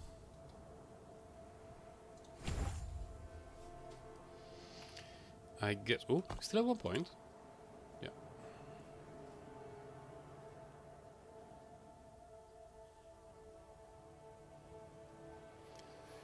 Damned inflicted by Soul Feast has additional necrotic penetration, which is nice, but the damned inflicted specifically by Soul Feast doesn't deal much damage in the first place, so...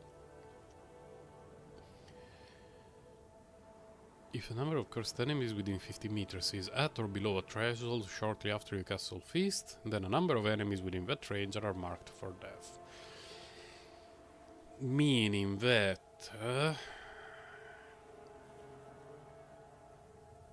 if I'm fighting a boss, it marks it for death. Okay.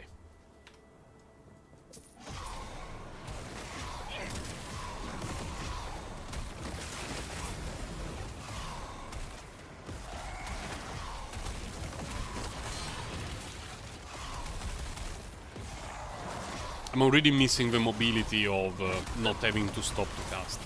Your death has come.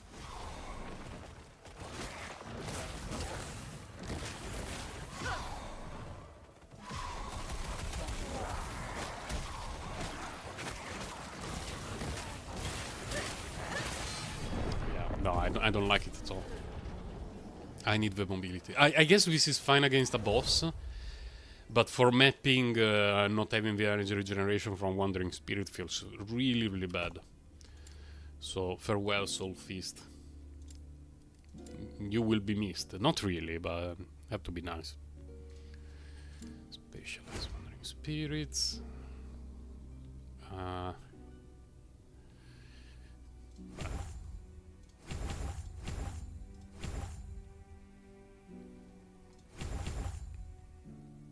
No, not that one, not that. 4 more points.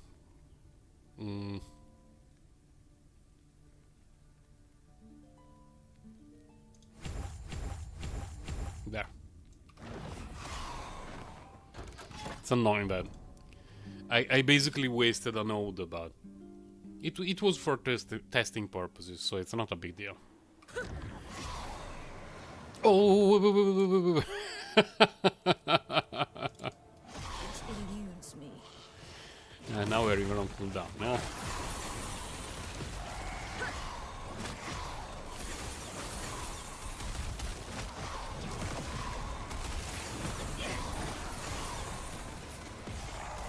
Wither before me.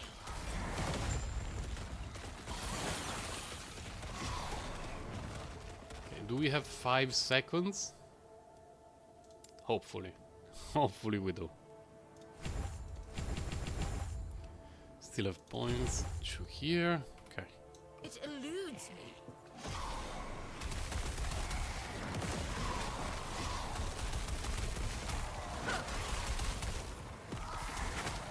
I wonder how much XP a low-level character would get here.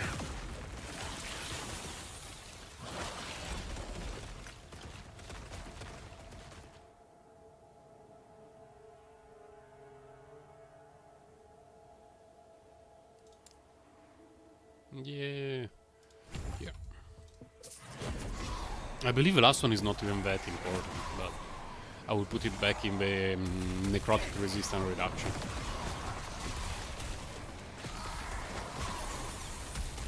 What do we need to do? Oh, seal the gate, okay.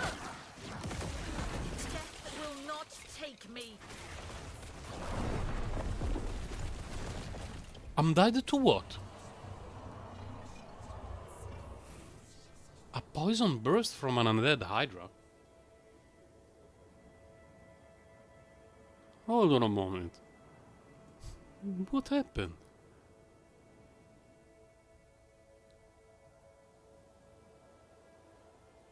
I had like a 9,000 ward or something along those lines, and I got one shot.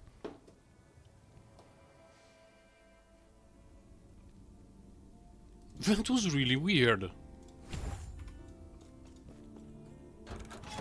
It's the cursed node.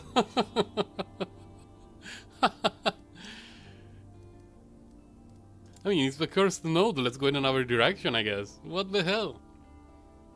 I wasn't really looking at the screen, but... Meaning I was not paying a lot of attention to the game. Because I thought that I would be... like gliding through the regular map. And then suddenly got one shot from... I saw my ward was not full, but it was a lot.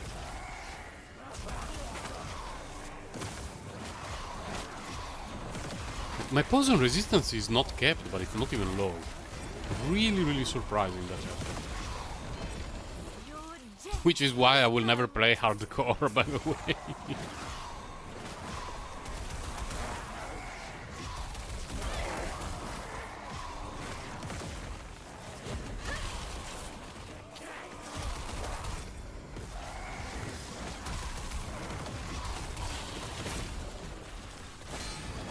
Oh my god, that hit so hard.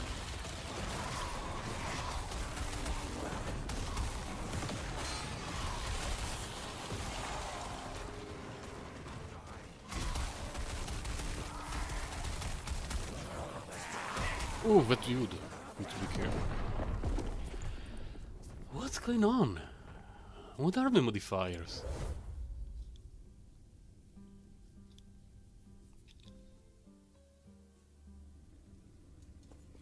Why do I need to pay attention for... High health enemies deal 25% increased damage, and dead enemies are 20% increased damage and health. Doesn't sound that hard. What am I missing? Enemies deal 12% increased damage. Oh, 200% increased critical strike? What the hell? Let's change the direction.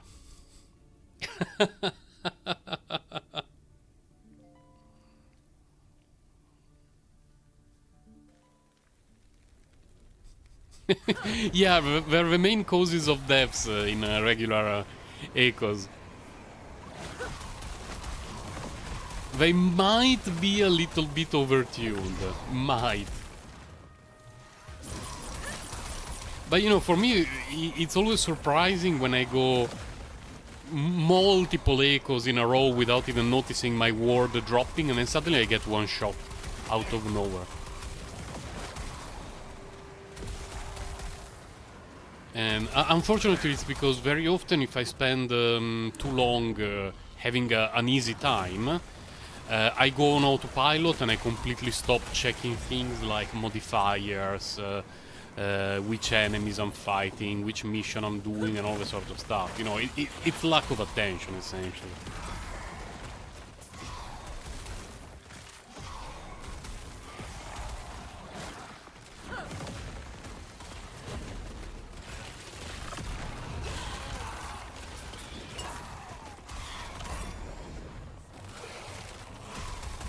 What do we need to do? Oh, destroy the spire, okay.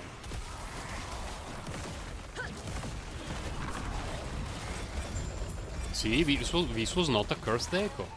We managed to bring it home. I cannot believe I died 3 times in echoes. after doing the shades twice without any issues. Don't even remember the last time that I died in an echo. It must have been more than a week. Because I remember last week I got one shot on stream. I don't remember if it was an echo or a boss fight though. Could have been either. It was a week ago. I don't even remember what I had this morning for breakfast. So I remember dying twice to a shade this week due to the targeting assist on my rogue ally, but not in Athos.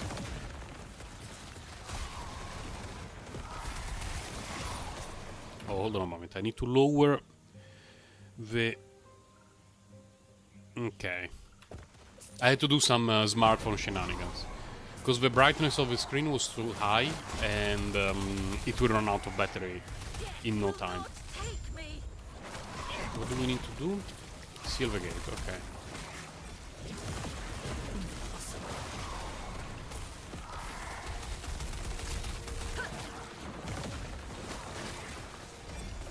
I like how every other day on Reddit there is someone complaining about the fight with the crab dude.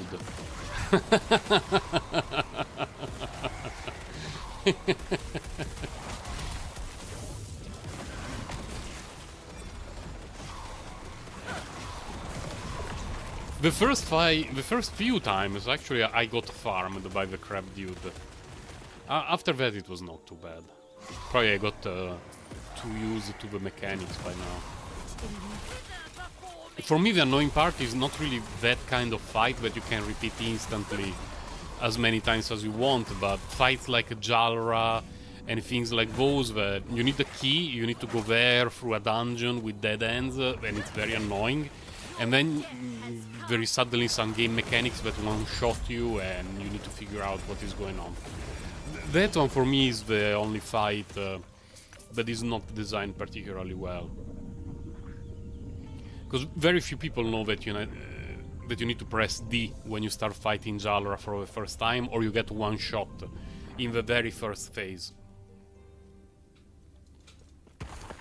It's not very good design.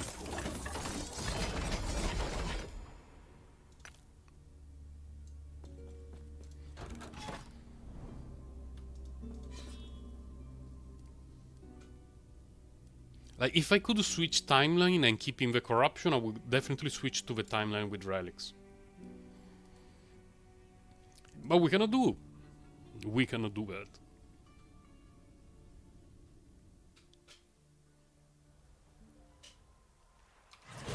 I hope they introduce a system that kinda shares corruption. Like, it doesn't need to be a one-to-one, but something like, oh, you built 30 corruption in a timeline, plus, I don't know, 5 in other timelines, or something like that, you know.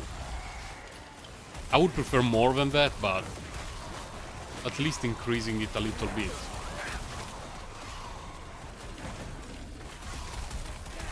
Your death has come.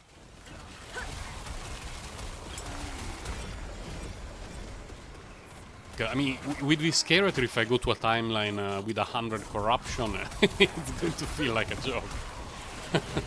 A joke, and not very rewarding for several days. But if there was a little bit of corruption sharing catch-up mechanism, it would make things just more convenient for players, not even easier.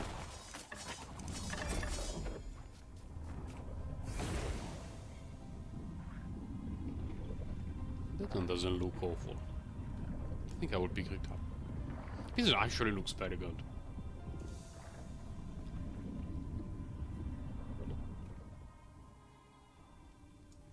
Cannot be too picky in the Circle of Fate.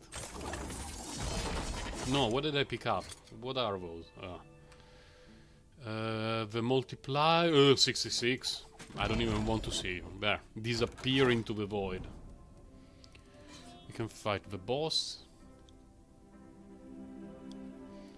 Those gloves are good for the rogue, for the Shadow Dagger rogue. If they roll with a high crit multi-roll and they have legendary potential. And that pair of gloves in particular got the minimum, close to the minimum crit multi-roll, so not an option. For these beasts, no matter. You'll die soon enough. If we had the 6 skill slots, it would be so nice for character building. Because this character would really benefit from a 6th slot. Really, really a lot. The Hydra Room Master wouldn't care. Because everything that you need for the Hydra Room Master is done with this amount of buttons, you don't need others. And there are some people who put Flame Ward on the bar just because you need an extra fire skill for the Hydra at the very beginning.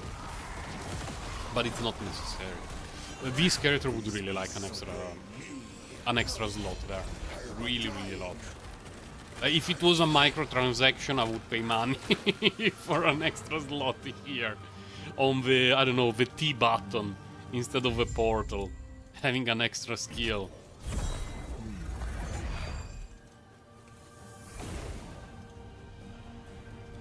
But let's not give ideas to the guys of the Last Epoch. I don't think they will go that way. They will stick to, what are they called? Cosmetic microtransactions. Okay. Yeah, I will fight this one so we have access to the bacon. If later we need to remove some obnoxious node before a Shade of Ouroboros fight.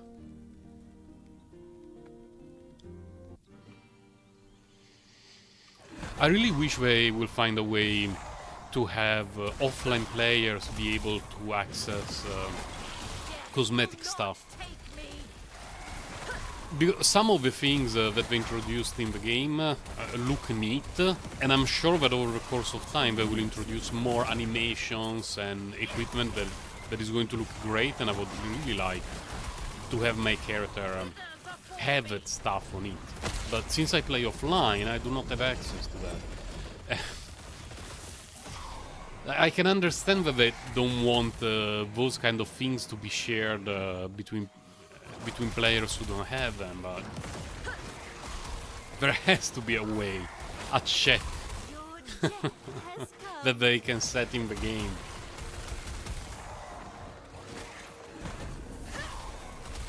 Let's wait and see. So far they've been doing a pretty good job, I believe. The thing that I disliked the most in terms of updates and balancing was when they acknowledged the fact that the Bone Curse Profane Veil was not working as intended, and that they would not do anything until the end of the cycle. That was something that I really did not appreciate.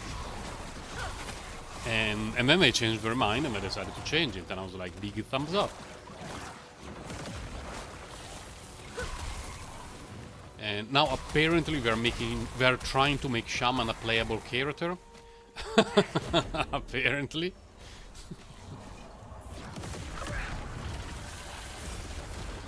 Yeah, another thing would be video performance. 11th hour game, please.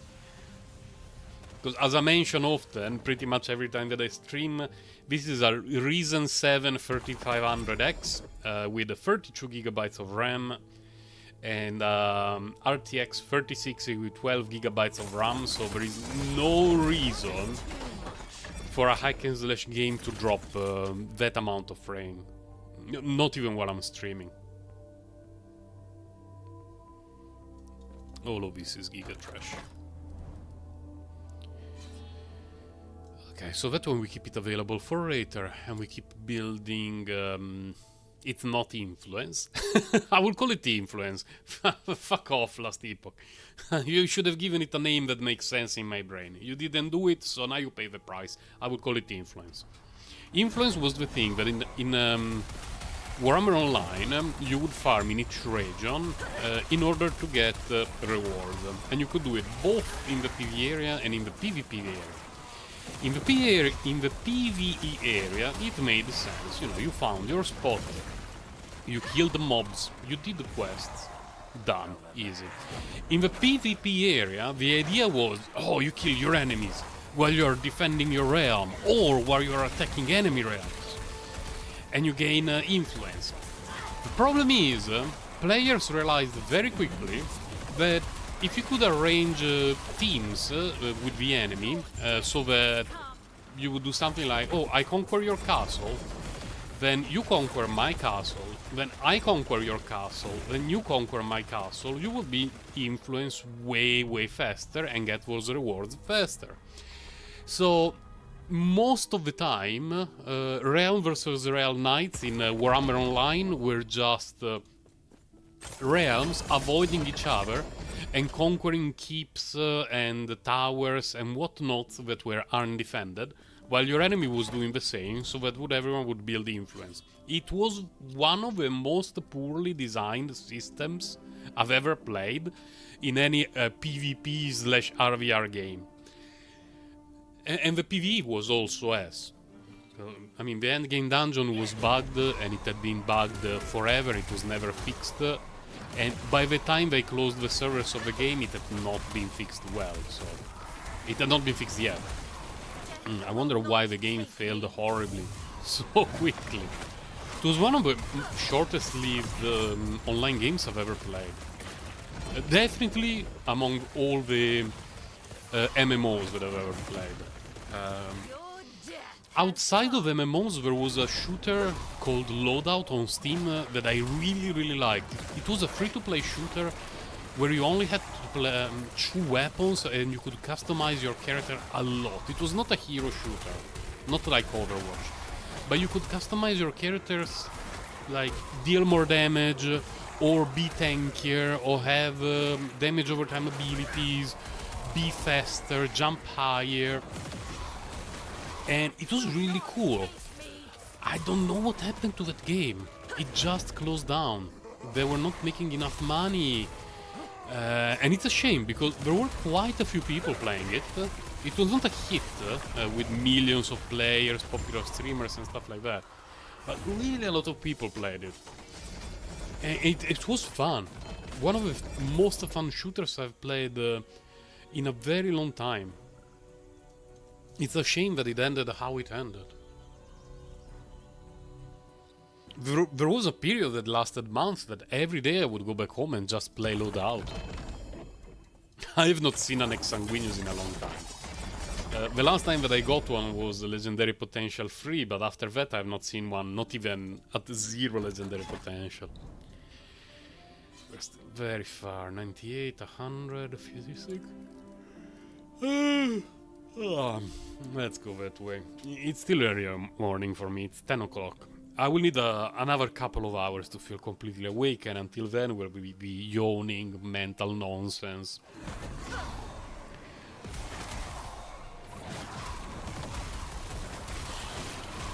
My daughter had such a bad dream last night. She started screaming and kicking, and she kinda woke up for a moment, and... We have a camera in her room to check if everything is okay, and I could clearly see that she was so pissed in her face, both about the dream that she had and about the fact that she woke up. But after that she managed to sleep well. Not sure what caused it. She tells us that she dreams very often, and every now and then she has bad dreams that bring a bit of impact to her sleep. You know, it's normal in kids. Just sometimes I find her reactions to be very, very funny to witness. Are you a shooter, dude? Oh no, you're the dude that wants to melt my brain with axes, and I have no mana. Okay, nice.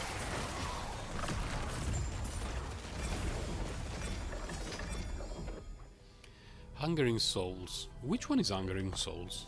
Because I'm very bad with names. Oh, the dudes that seek out. I don't think I will play a Hungering Souls build, but let's pick it up.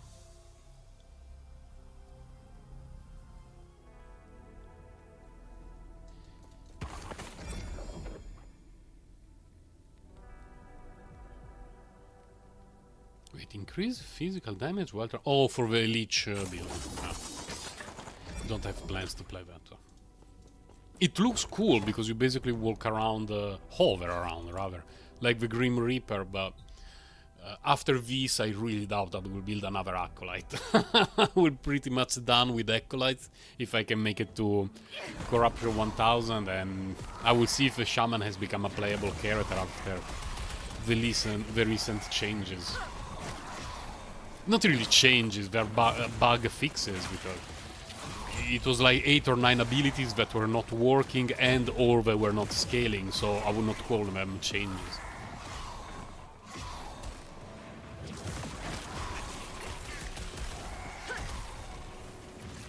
What do we need to do? Slay a dude, okay. Your death has come.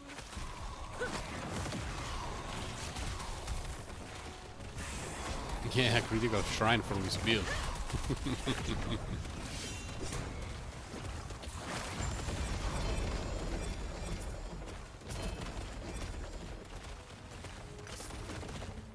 Nah. Nah. Wait, what? No.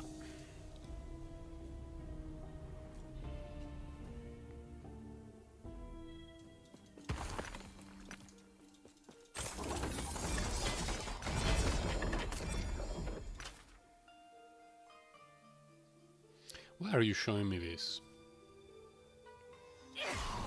Oh, because I put to show every unique above hide two-handed weapons, right? 108, 108, 108, 108.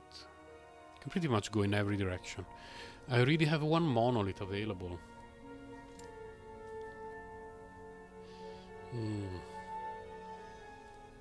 What's the mod? Health and fog, okay. My crab friend. I was so confused the first time that I had to fight him.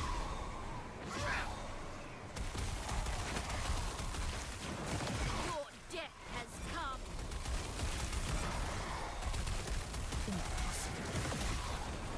The most baffling experience was probably the first time that I had to fight the tree guy in the dungeon. Because the first stage of the fight is almost a copy of the fight with the giant crab. But there is the added mechanic of the fire kindling, which I didn't know the first time, and I wasted a lot of time trying to figure out how it worked. And in addition to that, when the fight was over, I expected it to be over. I did not expect there was going to be a second phase. So when the second phase started and I was supposed to fight the heart of the bloody thing, I was like my hands were not on the keyboard. And by the time I realized that the fight was still going and I was checking my phone, I got one shot.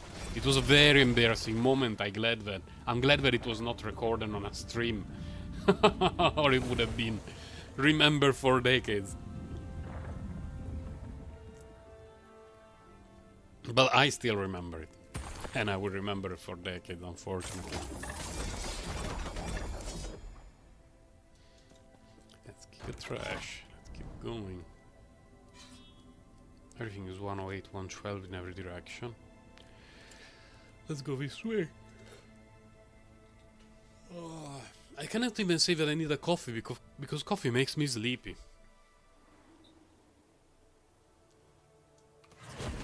It's something that I've had. Oh my god, 3 soul spires.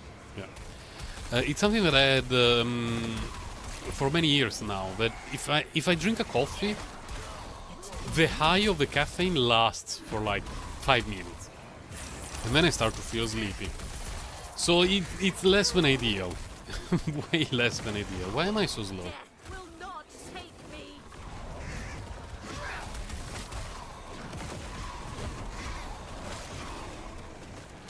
I have a long commute. Oh, I have a long commute to go to work and come back home. And for me, the best way to make sure that I can sleep during the commute, I don't need to drive. It's a bus commute. Is to have a coffee before leaving the office. Your death has come.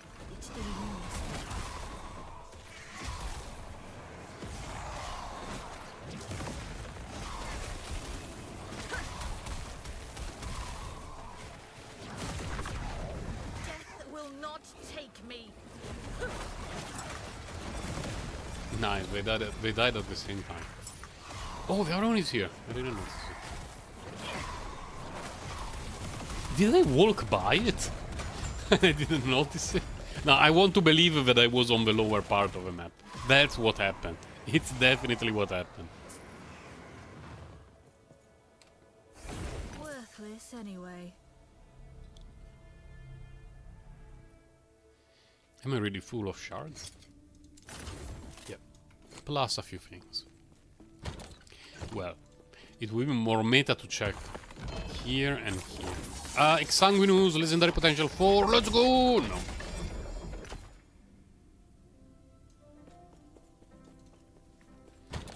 I didn't get a single legendary 4 item, by the way. Every other day on Reddit I see people sharing that they got legendary 4 here, legendary 4 there. I did not see a single one. I got many legendary 3, which is good. Legendary 1, almost every item that drops it is legendary 1 now for me in the Circle of Fate. Legendary 2 a decent amount, but 4 not even 1. Patrolling Guy Stevens, let's go.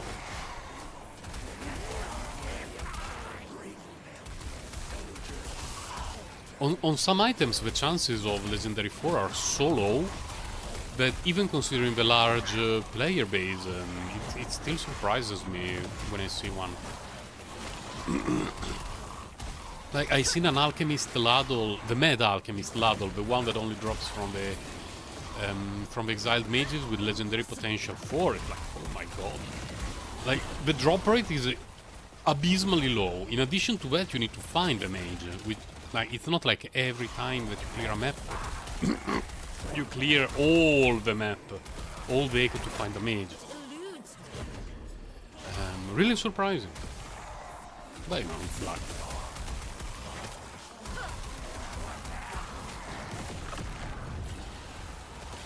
You die. Thank you. And the other one is coming this way. Not really.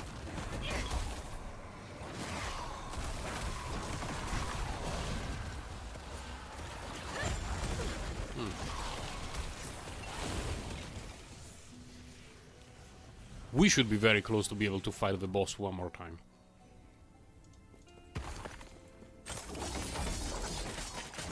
Don't even know why I keep picking up those glyphs. Oh, and we're next to the shades.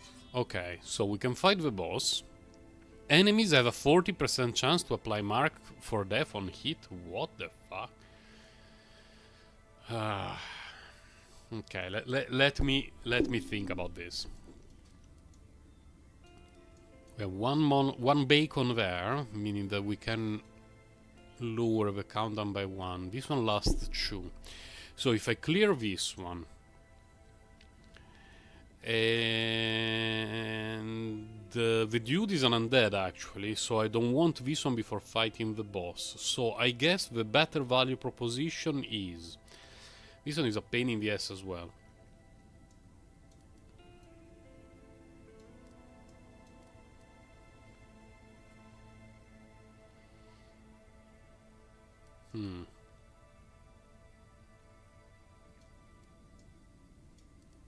Could just fight the boss a couple of times and rip, and that should drop the mods.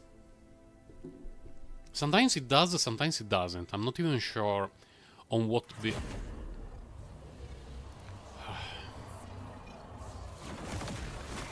That's my reaction when I see this map. The reason why I dislike it the most is that this is the best place to make things quick, but the enemies that spawn to the side, if they're ranged enemies, they're too close, it can be dangerous.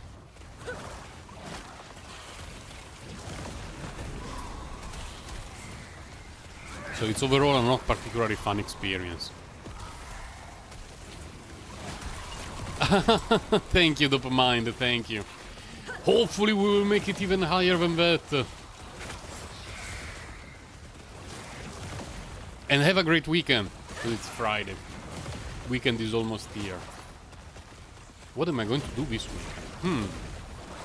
Well, a lot of it will depend on the weather, actually. Because we've had some very questionable weather here recently. Because we had a few genius meteorologists who said that winter was over and we had to get ready for a very hot spring. Spoiler, winter was not over. We got some extra snow on the mountains. And I do not remember a late March during which I had to wear as many clothes as this year in decade. So, thank you, meteorologist. I'm really glad that you get money for doing your job. It's like those NBA analysts that give a take on a player and turns out being the worst take in the history of mankind. There are so many jobs that could be replaced by the AI that no AI would do a worse job than what people are doing in some of those. I really put away some of my heavy clothes. It bothered me so much. Like, don't worry guys, winter is over. Get ready for hot weather. I put everything away. Within 2 days, we were under 10 degrees. Bloody pieces of garbage. Okay. So, we have that mod that only lasts 1 turn, meaning we fight... Well, we clear the beacon, we fight the boss, we fight the shade. That is going to be the best way to increase corruption. What I'm doing is not the best to farm loot, by the way, but I'm currently focusing more on just building corruption. This is the third character that I built this league, this cycle, so I'm already a bit behind in terms of corruption building if this was my first character. And considering that the equipment is already decent and I had some leftover stuff from my rogue that I just transferred to this one, I would rather focus on just seeing how far I can make it with corruption. Having a rogue first was really good because it allowed me to farm many hearts of... I don't remember the name, the relic. I really had plenty of those. And with the rogue I really dropped an exsanguinous, I really dropped a ton of stuff for this character. Your death has come.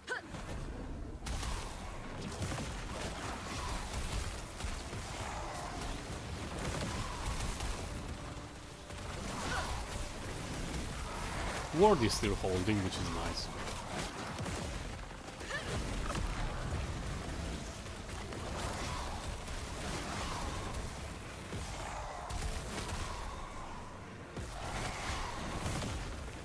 Your death has... How long do we keep going? Oh, okay. See, just complain. Complain and good things will happen. Don't take life advice from me, though.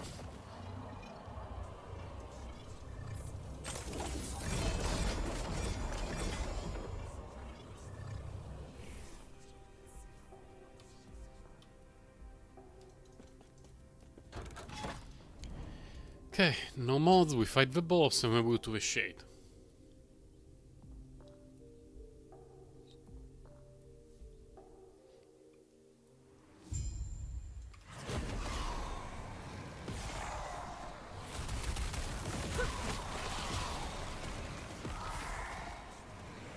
Why are you fighting for these beasts? No matter. To raise corruption. You will die soon enough. The chill of death surrounds you.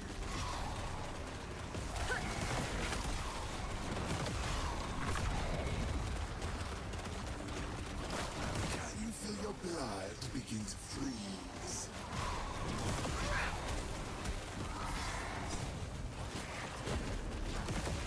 Your body will make an exceptional servant.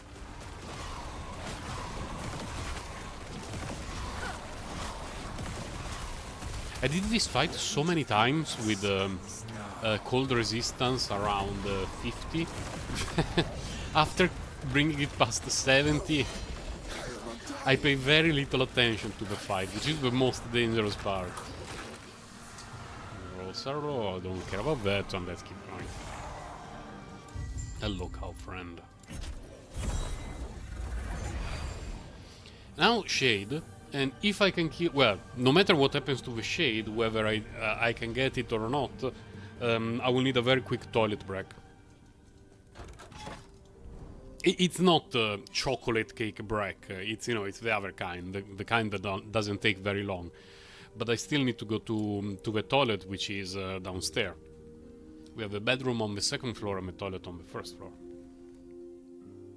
If it was a chocolate cake break, I'll probably see you tomorrow. But being just the other kind of thing, I will put a notice on screen and I will be back very, very quickly. Why didn't I bring... didn't I build world first?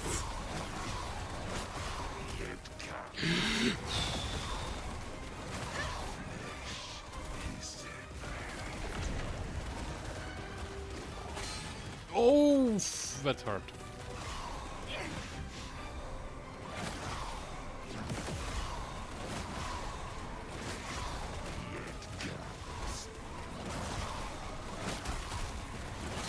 No! Oh. I had the bottom of Profane Veil. The bottom. I had the finger on Profane Veil. The moment I touched it, I got hit and got insta-gibbed. It happens. I need to put a notice on screen because I'm going to the toilet. I believe I do not have one. I need to create it. Okay, I will create a notice. My artistic capabilities will be put on display for everyone very, very soon. I'm currently in Affinity Photo, which you cannot see, but you will see it very soon. Let break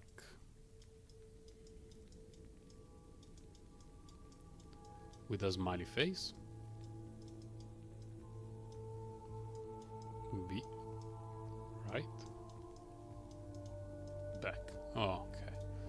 Then we export it.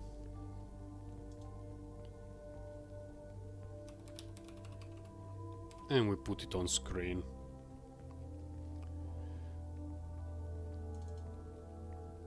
Let's see if I can find it. There we go. We make it visible. GG. I should have been an artist, by the way. I should have definitely been an artist. One of us cursed the Twitter artist just drawing with this style, which is absolutely glorious. So I will be back very quickly, probably 2 or 3 minutes.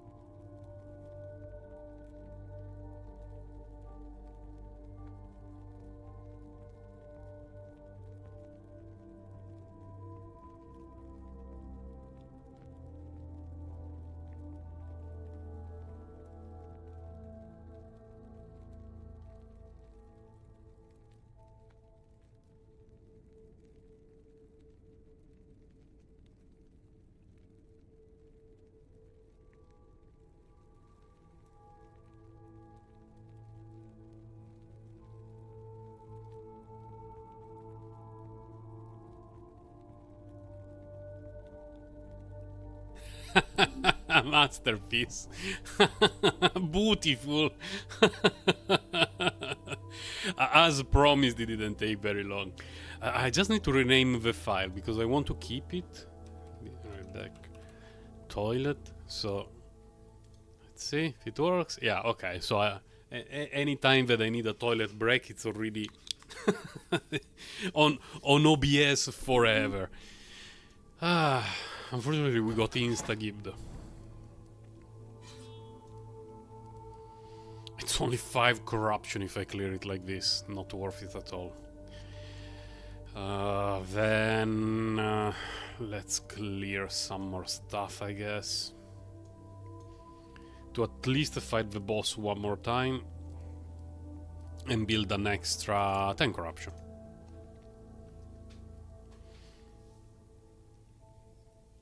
And what happened is I was close to one of the Giga explosions, but I was moving away from it. But I got stunned as I was moving away from it.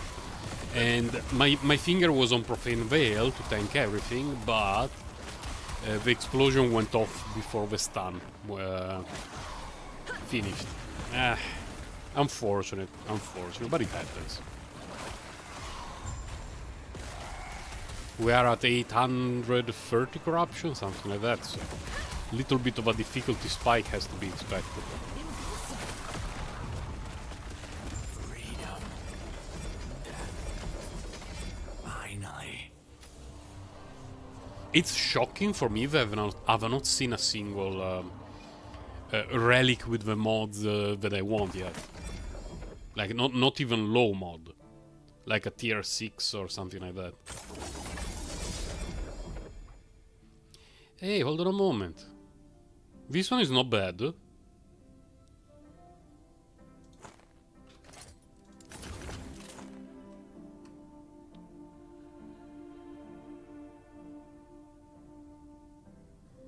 Crit multi. Mana, necrotic damage.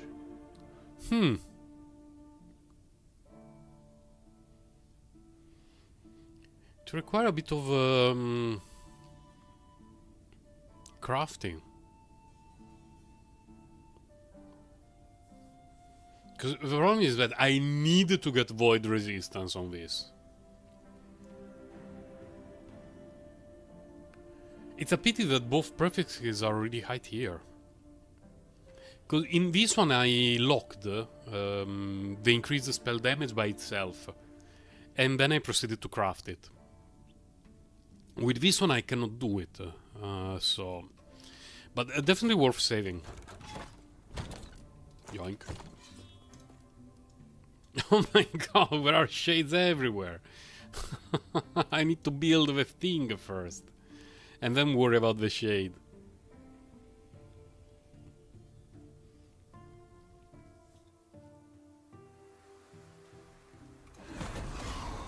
Destroy soul spires, okay.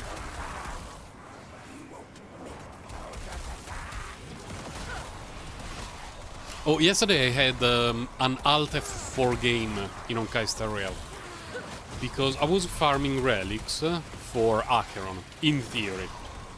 And I was in the domain, the new cavern, where the other set is the break effect set. And I got 2 relics, both were chest pieces. The one on the left, the first one that I checked, was Acheron's set.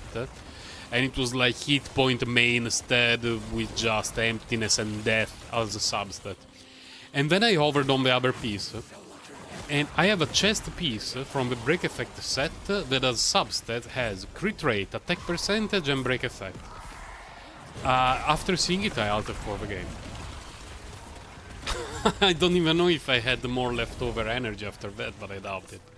I just cannot handle the fact that I have an absolute... Oh wait, 5 multiplier.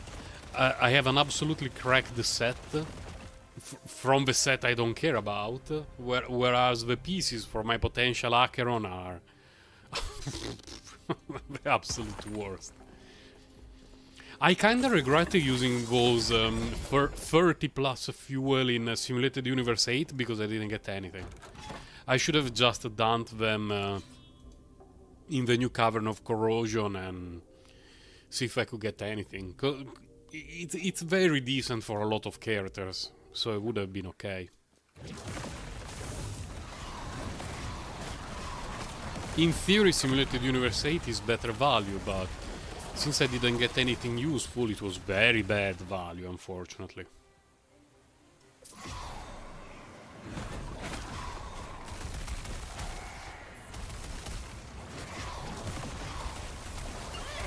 I've not tried Zero Cycling the second half yet, of Memory of Chaos 12. I did the first half, which was very easy. Second half didn't try yet. I wonder if Kafka can do it. I kinda doubt it. By kinda, I mean I really, really doubt it. But we shall see.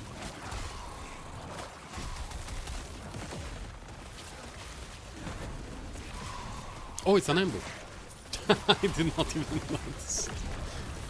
I thought it was just trashing mobs. I'm sorry, mishap and remains. I didn't mean to disrespect you, but when you do an ambush and 90% of the ambush disappears instantly the moment they show up because they get insta-gibbed.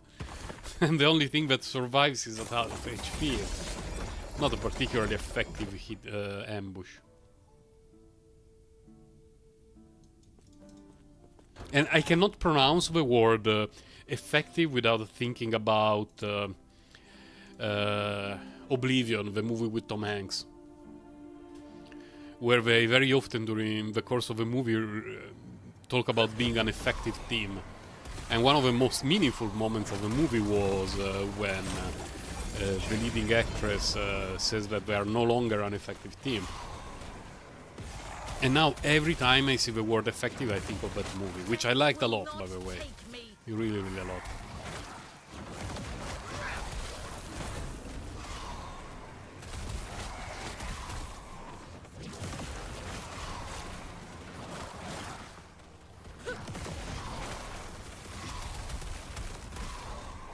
Impossible. What's the point? Oh, slay the primeval dragon, okay.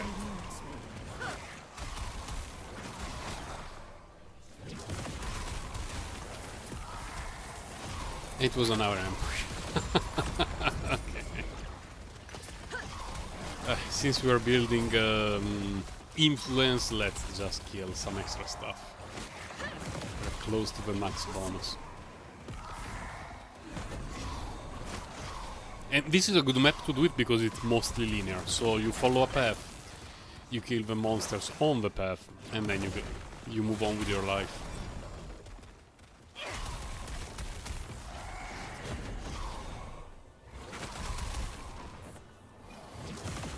Hello, Giga Crab. Death has come.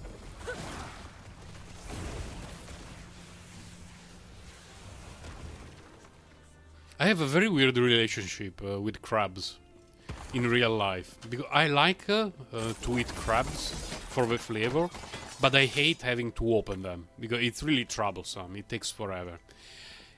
Unfortunately, one day I told my wife that I like eating crab, and I wouldn't say that it happens all the time, but several times a year she will get crab or lobster or, you know, that kind of crustacean thing, and prepare it, and she will be like, husband grind a lot.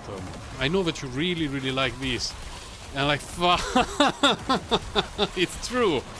But and I no longer feel it in my heart to tell her, no, don't, please, I cannot stand it. Especially now that even our daughter likes crab. She doesn't like the part where she has to clean it, of course, but that's something for which parents will have to take charge. I mean, every time that I see crab or lobster or something like that on the table, it bothers me so much. Because I know that it will take me forever to clean it.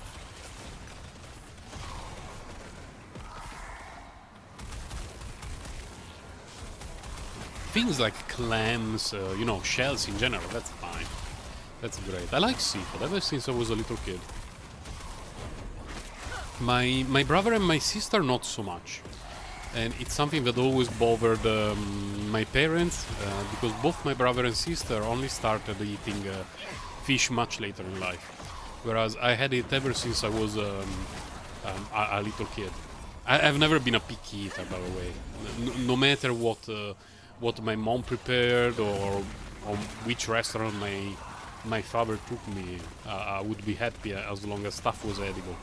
And more often than not, they brought me to places where food was edible. Only a couple of times we had questionable experiences, but, you know, let's go to try a new restaurant. Not always is a good idea, but you cannot know it in advance. One of the most embarrassing experiences was caused by me, because I had a friend of mine that arranged. We were in elementary school. He arranged his birthday party at a restaurant on some hill, a mountain, whatever, and the food was really good. They prepared a fairly simple menu for kids, and everything was good. And I told this to my parents because it's a restaurant we never tried before. And so we went there all together a few weeks later on, and the food was abysmally bad. It was disgusting. Like, I ordered the same things that I had for my friend's birthday, and we were okay. It was the same stuff that I had. Even my parents liked it.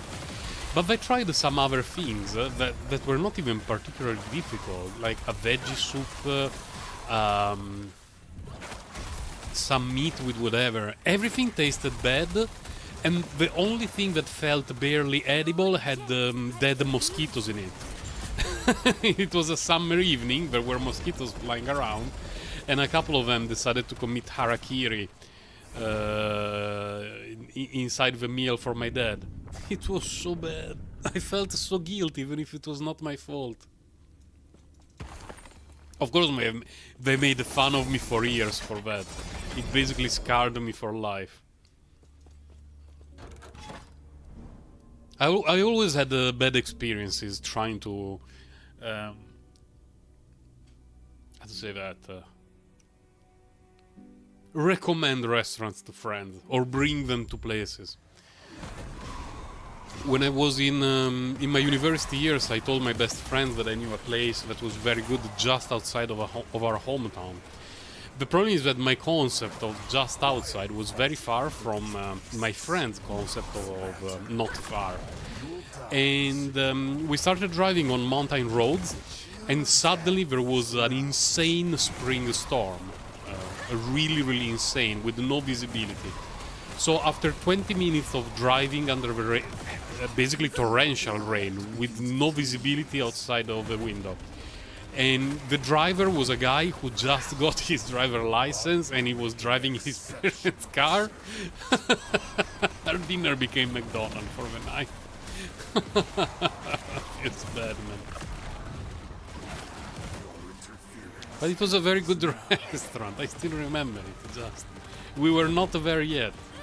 They're still making fun of me for that, by the way, after all these years. It's been more than 20 years, and every time that I mention going to a restaurant that I know that is nice, they bring up that event and they refuse to go.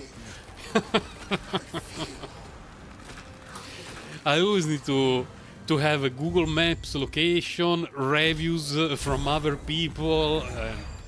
Man, sometimes you really cannot escape the allegations. I've forever been the guy with the restaurant recommendation that people should be extremely suspicious about. And then we have a friend in our circle who is the guy who is always late, and he is always late, by the way. What are the mods? The resistances and critical stuff? Yeah, no, we're not dealing with any of that. We try to get rid of it, and then we go to the shade.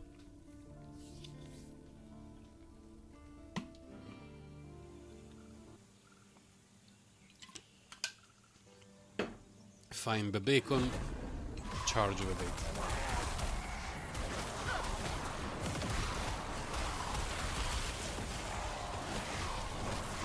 If there is anyone from Italy in viewing this live, if you have any idea how long a pizza ball can stay in the fridge, please enlighten me. Because yesterday, as I was tidying the fridge, I noticed that there is a pizza ball, a homemade pizza ball, with, you know, flour, yeast, and all the rest of the nonsense, that I've not finished, and that it has been there for at least a week. In a fridge, you know, very well sealed and everything. I don't know if it's still okay. So if you have any advice, feel free to to give me your opinion on whether it's still safe to have it, or whether I should do a skipperoni or whatnot. Yeah, ranged enemies just outside of a circle within I have to stay is exactly what I wanted to see.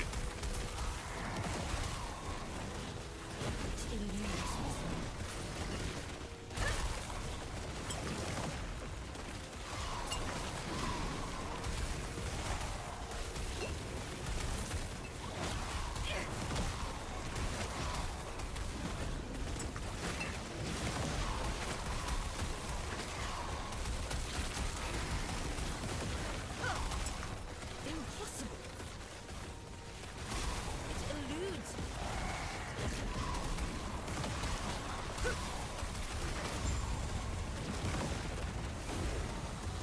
Okay. So there should be no mods.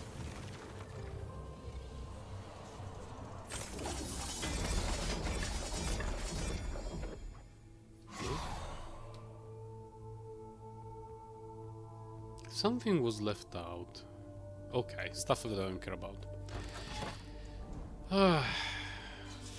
Well, let's get this one so we hopefully get some stability as well. Now let's build a ward before the fight, though.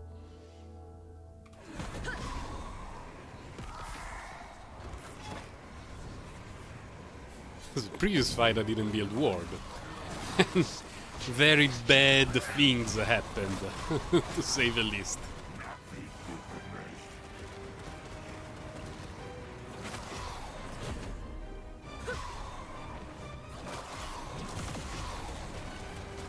Ooh. A bit stuck in this area at the moment. Okay. Thank you for spawning on top of the fisher. I have no mana.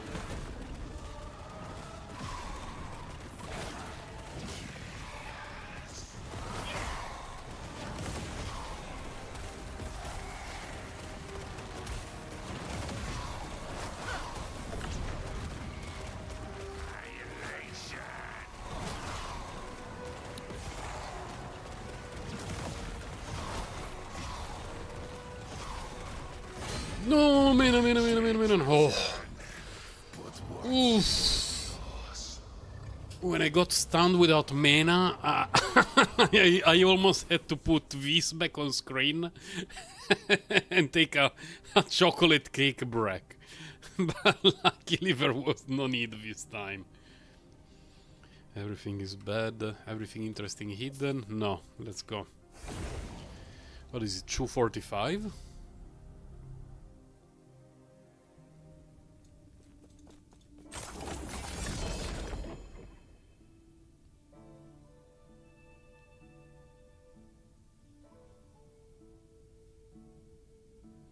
I think I should save one of these. For my imminent shaman. Do I already have some? Urni. No, it's the only one that I have, yeah. Because it's a low level boot, and I don't even have any plans to use it on this character, but you know, it's level 8, you can equip it almost instantly, it gives a lot of movement speed, it can be useful for a low level character. We're at 8:45, okay. It's almost 11, it's quarter to 11. I think chances that I will make it to 900 on stream today are basically zero. What I hope is make it to 900... maybe tonight, and hopefully make it to 1000 sometime during next week. But the progress has already slowed down a lot for me, really a lot. Past I would say 750. There must have been some damage threshold that my character has met at 750 in terms of, you know, the damage dealt by the enemies that make progress much slower. Because died a few times, need to pay attention, need to go slower if I don't want to die too often, meaning that overall... Let's pick this one up. overall the progress has been much slower. Until 750 I was gliding. I could have basically set up a macro to clear echoes and shades and the boss map. The map boss, rather.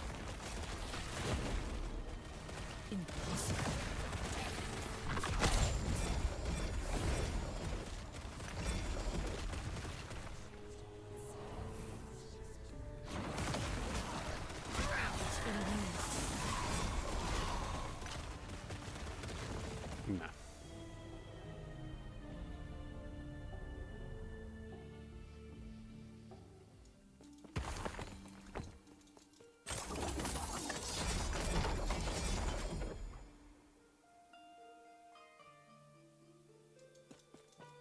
Oh, I improved my idols. I improved my idols a little bit.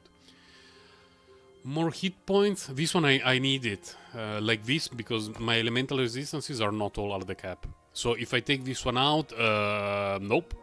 59 cold and lightning is not good. 71 is a lot more usable. I wish it was the range was higher than 13. It would have allowed me to cap, but that's the maximum I can get. These are pretty good for the most part. I need to change this one because it's there only for the +9 to spell damage. The second mod does nothing. This one is excellent.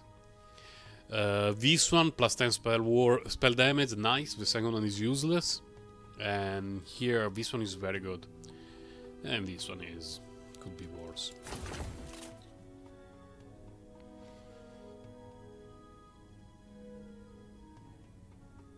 I don't think I will be using this, but let's save it.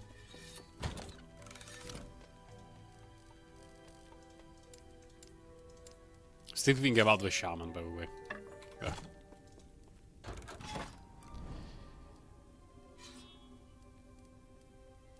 Okay, this way.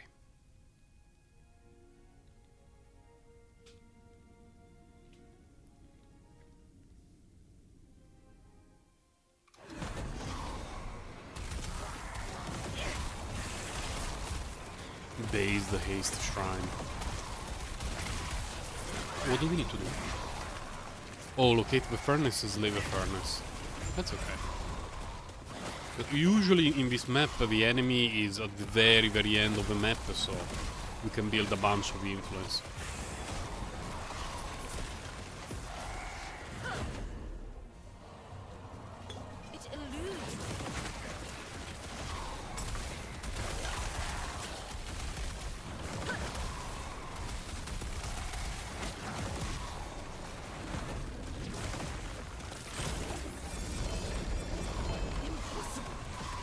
What is all of this? Trash, trash, trash, trash. Giga trash.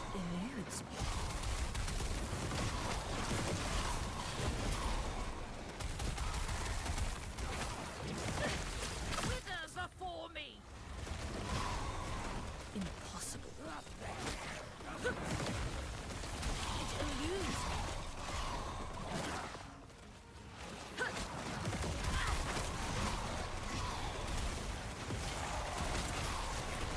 Like, it's annoying that it's a big map, but the fact that it's linear is something that I really appreciate. Because I don't like the feeling of leaving stuff behind and having to backtrack. So a map where no backtrack is required gets a thumbs up from me.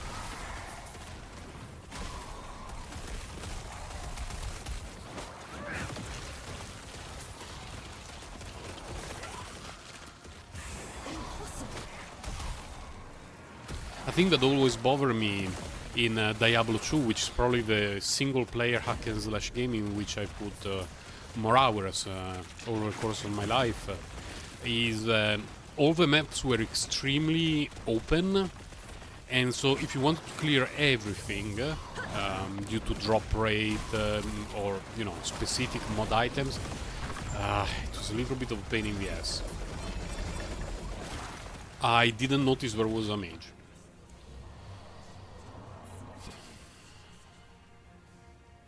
No.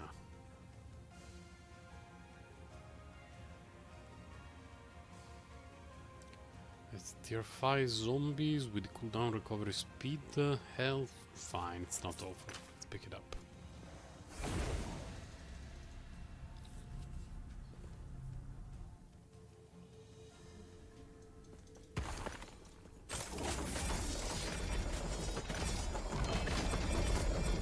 Oh my god, so much stuff.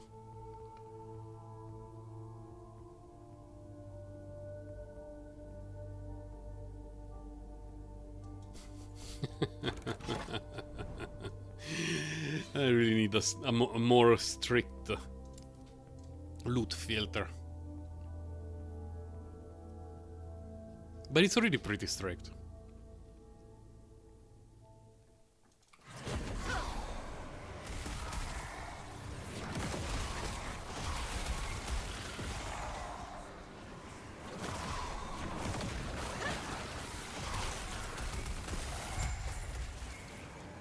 That was quick. I think the only thing that I miss about Chthonic Fissure no longer being a traversal skill is that I cannot do this. The teleport.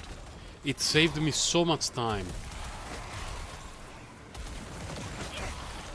I really like that part. But unfortunately, I died too many times without targeting.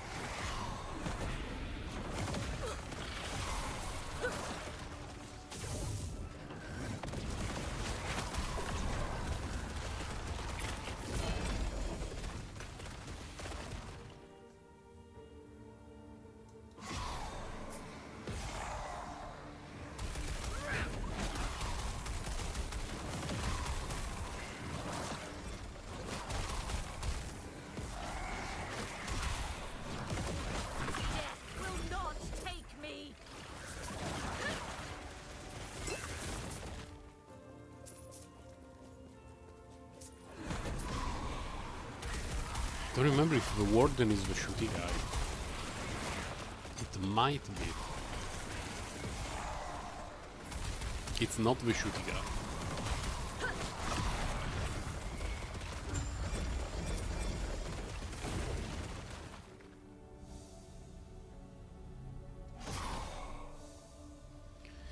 What tier is that? 6. I don't know. I wonder if maybe the way to go with the what is it called? The shaman. The shaman is going to be a freeze build, but we shall see. I would probably worry about it no sooner than a week, because if this character can make it to 1000, I'm expecting that 26% health. Oh, only tier 6. I'm expecting it will take about a week. If I can make it there.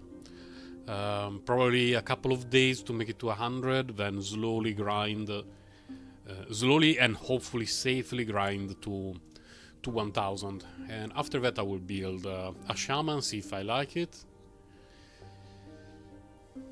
Plans after that, I don't know. I don't even know when the cycle, when it's exactly going to drop, to end rather.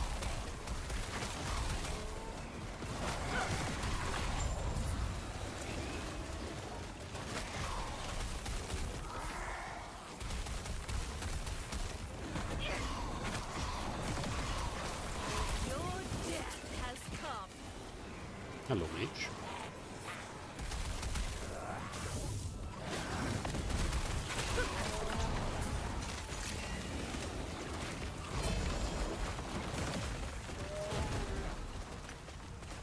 Your death has come. I believe this is the shooty guy. The PTSD guy. What's the shrine? Okay, give me a nice beetle.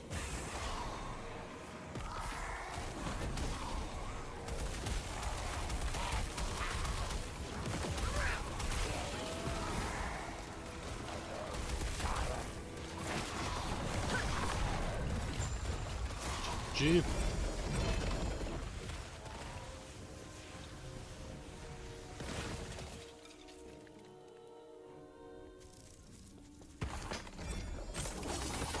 A lot of purple on the ground. Nah. Wait. Spell damage, cold damage. Am I going to play a melee shaman or a caster shaman? Because on a caster shaman, something like this is very good. It's only tier 6, but still, it's not like I have many options for a character like that one. So let's pick it up. We'll put it in the tab called Warlock, so I will never find it again. No worries. Really, keys? Keys only? Did they update the DLC page? I want to check.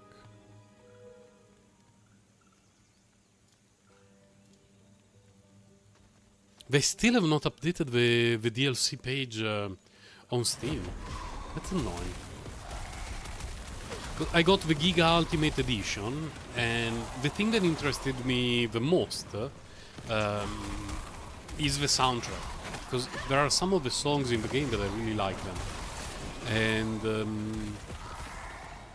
every now and then I struggle a bit to choose which music to play in the background in my videos.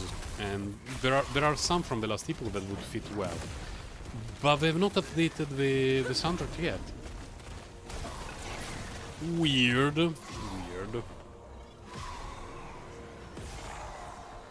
Because I remember when I got Armored Core 6, the soundtrack was available on Steam the moment the game was released.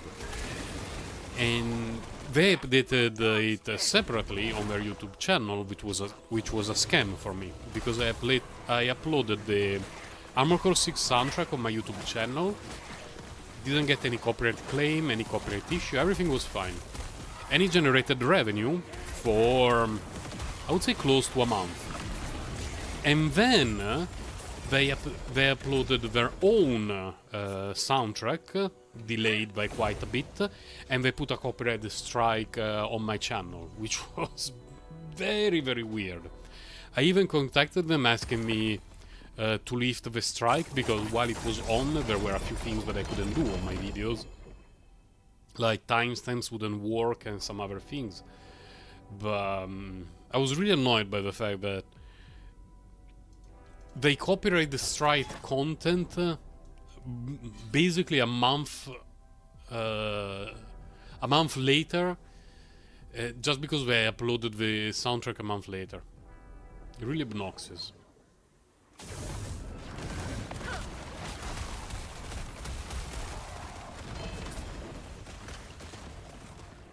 No, that's a low roll. We don't settle for low rolls. Let's go to find Spy Master dude. The amount of times that I forget to refresh Wandering Spirits when I'm playing from my desktop is astounding. Because on the big monitor I don't notice the cooldown. And I don't really pay attention to the Wandering Spirits floating around. Like, I'm keeping an eye on the enemies, my ward, the map, so... one could argue that it's very obvious when it expires, since the green, shiny, hovering spirits around the screen disappear. I just don't notice them.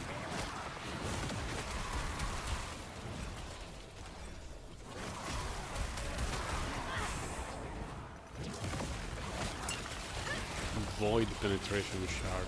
Fine, I guess.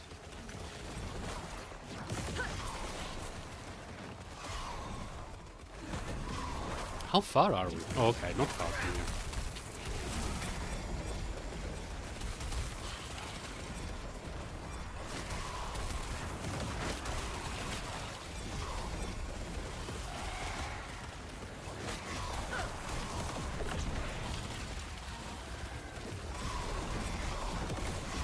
So thank you. I don't know why they made that boss in particular with so many hit points compared to others.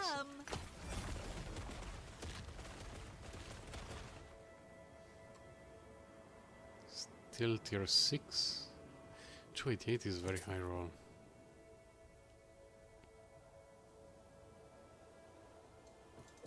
Wait, what was that? For low roll.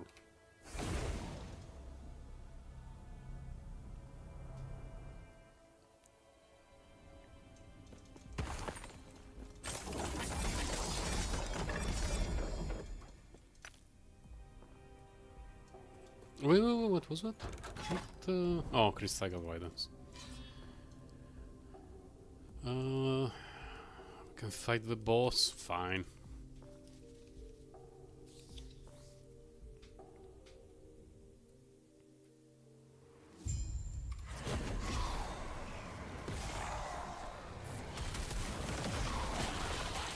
I wonder if I will regret picking this timeline. Meaning because I'm at the point where chest pieces, I don't really need them, and the blessings for the timeline is a shard blessing, so it's not like I can... it's not going to improve my character. There are a couple of times where I should farm for a better blessing. Like the blessings that I have are the right ones, but some rolls are not amazing. I could have a lot more armor. Very good.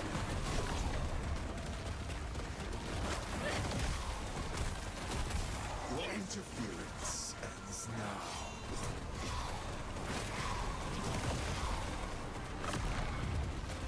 No, I am undying. Oh, we got +1 to Profane Veil, you can stay on the ground. And +1 to Tonic Fissure.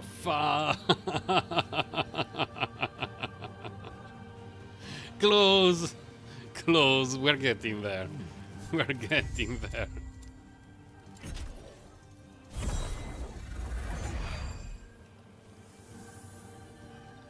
Excuse me? Okay. I'm clicking.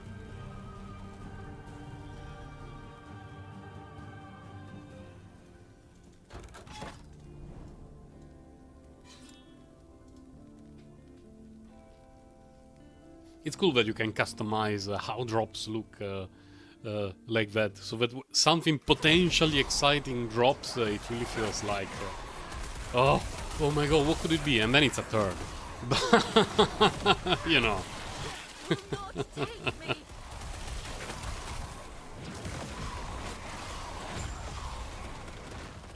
Just leave the Patriarch.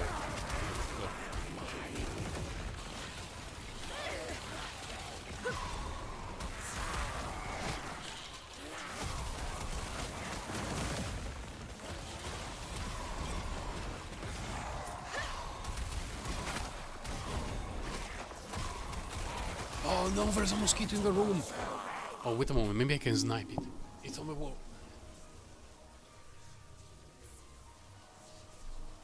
Bloody mosquito flew away the moment I stood up to smash it.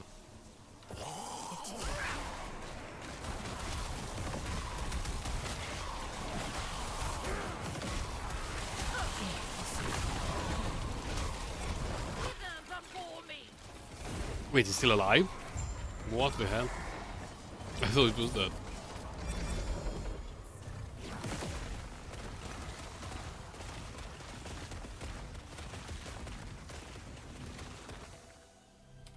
And let's use the right portal, not the fake portal that would waste a lot of my time. Bloody mosquito.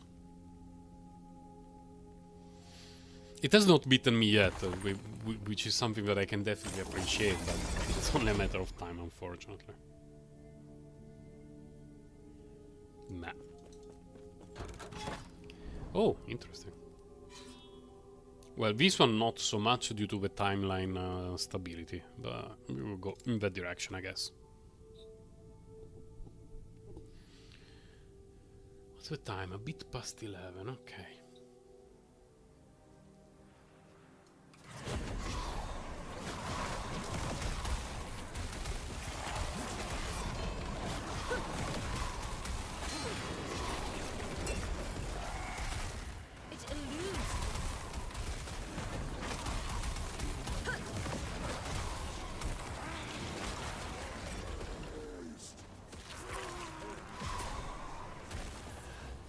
Oh, Soul Spires, okay.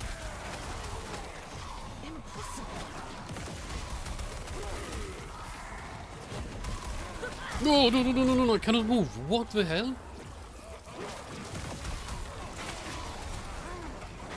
Not being able to move in this game is basically a death sentence. When you get stuck in something like a tree stump or a rock or whatever, it's an absolute nightmare.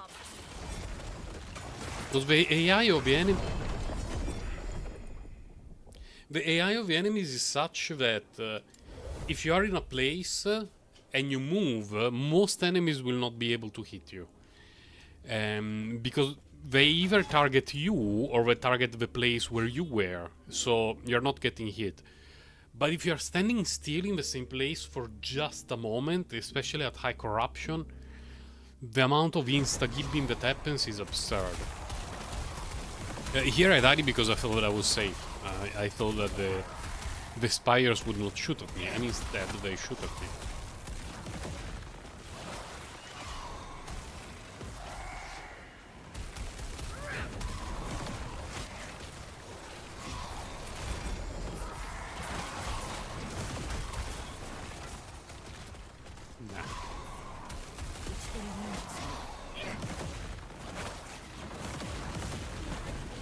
Those were a few too many tonic fissures.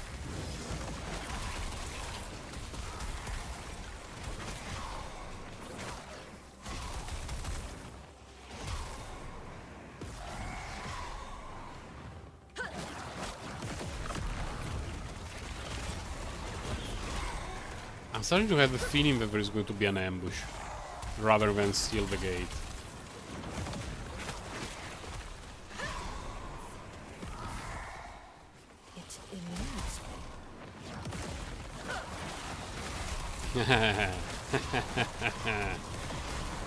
Imagine my shock. Your death has come.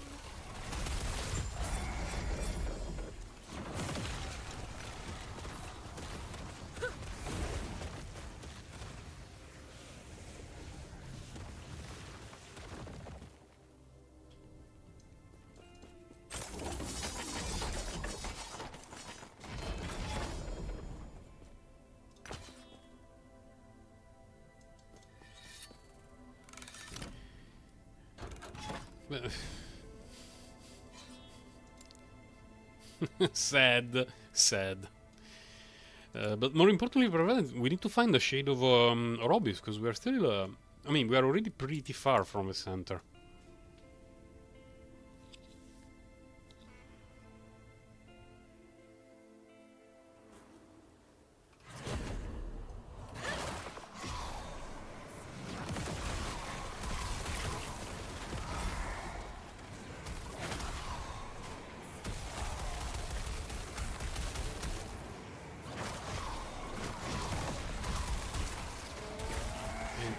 If I can fight a Shade of Ouroboros anytime soon, I think that no matter how it goes, that will be it for the Last Epoch. Then I will log in very quickly on Kaista Rail just to dump energy. I want to make sure that later during the day I don't run the risk of being at the cap.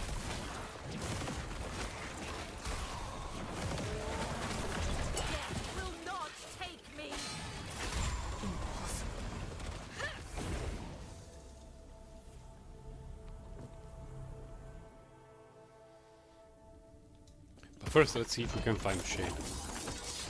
Railroad. No, I'm not going to play that kind of droid.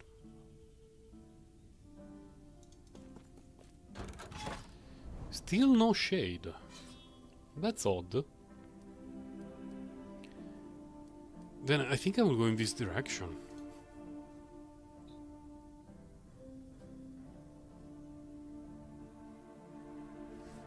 I believe with this bacon we should be revealing a Shade somewhere.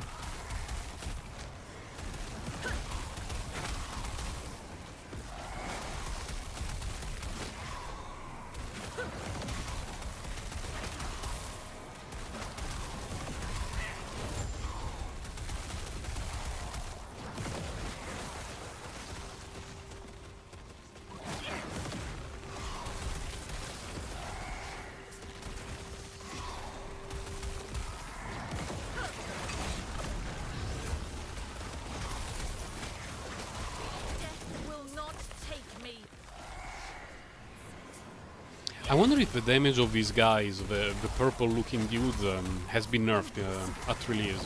Because I remember with my Rune Master in early access, when I was farming, I would say 500 corruption, and with very decent gear, I was having such an hard time during this fight. It eludes.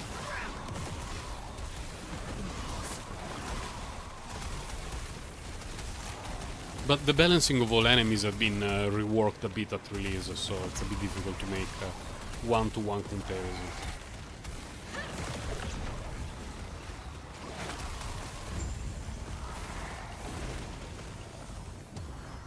Come on, show me a shade.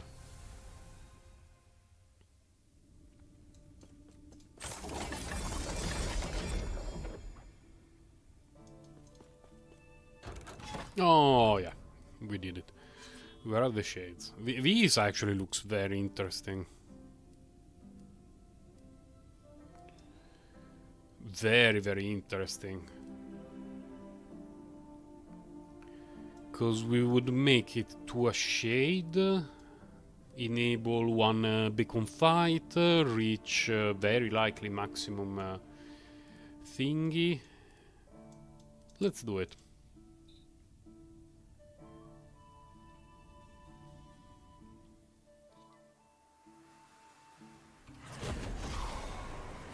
Patrolling dudes, okay. Cause the amulet that I'm using right now and that I crafted a day or two ago is very good, but you know, there is always the chance of one day getting an Omni with a good roll, legendary potential, and reworking the build a little bit.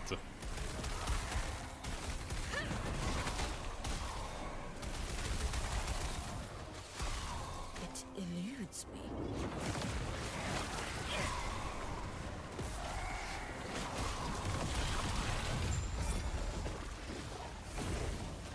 That is too much. Already? I have a bunch of garbage, indeed.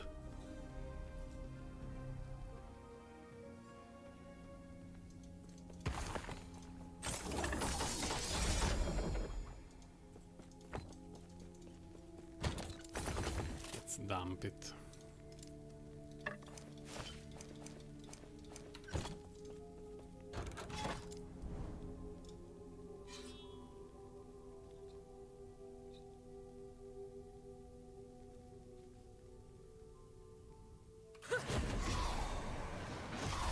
Slay enemies to locate the dude, kill the dude. Is the Flame Guard Sala a dude or a dudette? I have no clue.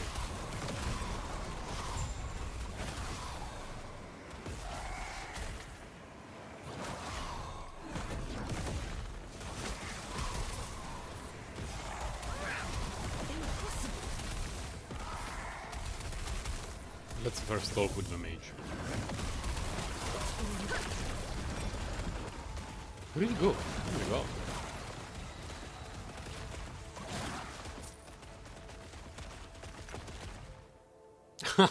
he go? This one. It's a fun weapon, just. The problem with the two-handed weapons is that they don't allow you to run a catalyst or something like that. Missing out on so many stats and crafting potential and all that sort of stuff.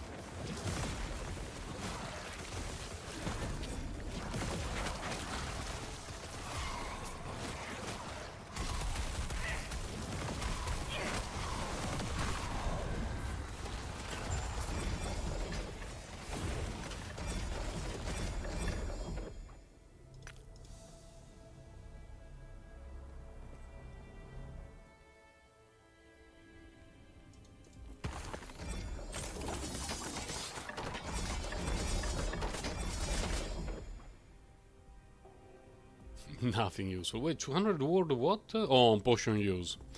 But 205 is a lot. What tier is it? 7. Drop only. Let's pick it up. It's the first time that I see a tier 7 of that mod. So, by clearing this one, we activate the boss fight. The mod is 18% chance to slow on hit, which is not a problem, and we're going to get rid of the rest. Looking okay. Looking okay.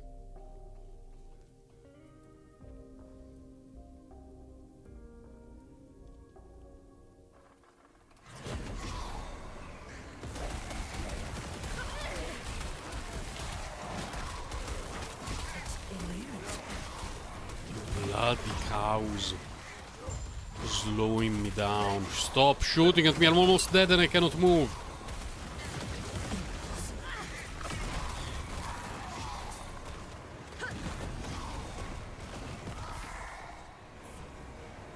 Let's generate ward.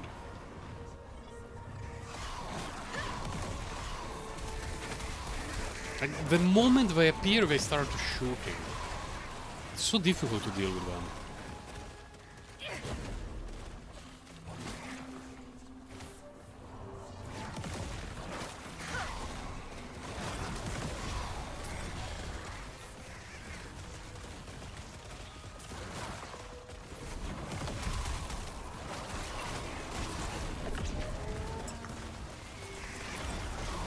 Will not take me.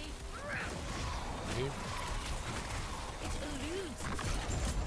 Oh, good. Yeah, it was easy to seal the gate because instead of getting the cows, we got a bunch of dinosaurs, which in this game are much easier to handle than cows.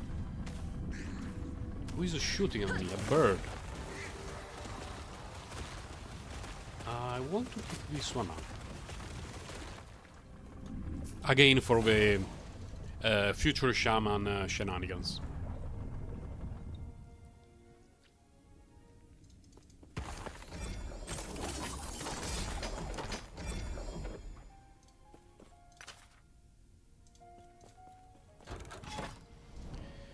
Okay, boss.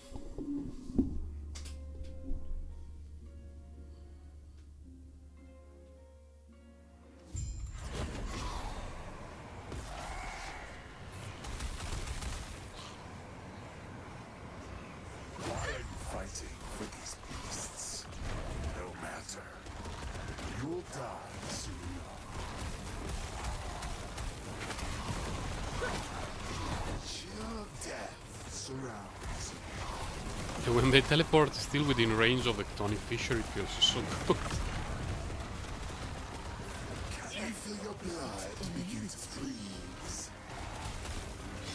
Oh my god, he teleported on top of it. Your body will make an exceptional surgeon.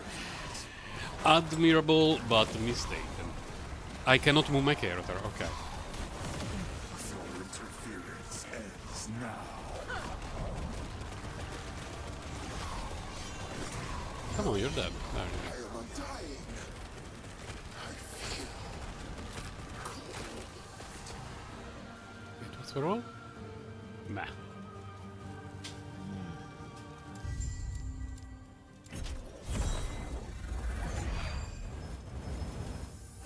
Come on, let me go to the shade. After the shade, I go to the end of time. We take a break from the last epoch, and I use the daily energy on Kaistar Rail. Let me double check if everything is fine. That one is okay. That will be 24. Will be very nice. Very, very nice.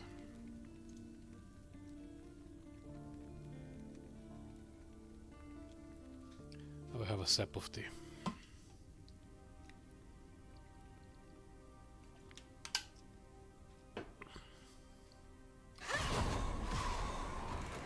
Building world. an eternity of pain.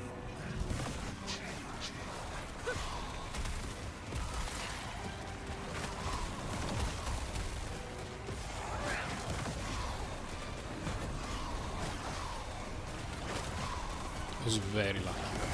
Very, very lucky. Oh!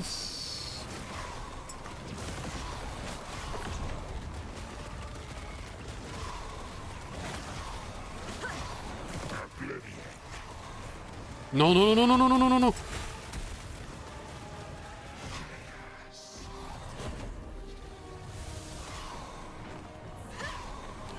Man, fuck.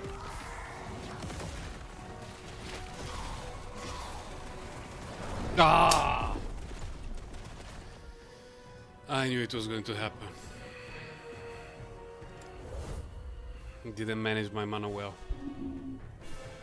Okay, good night, Kawaii Potato. Thank you for stopping by. And have some great sleep and a great weekend. What is it? +4.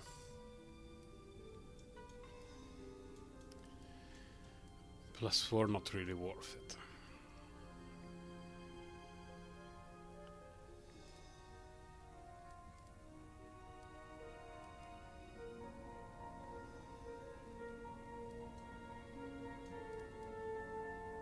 There are 3 chest nodes in a row. Wow.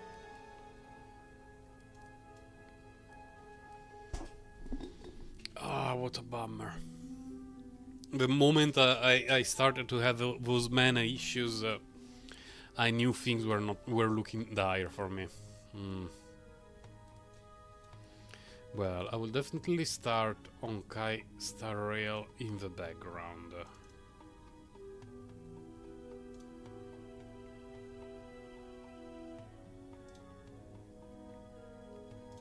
But since it takes a bit, let's also clear some of this.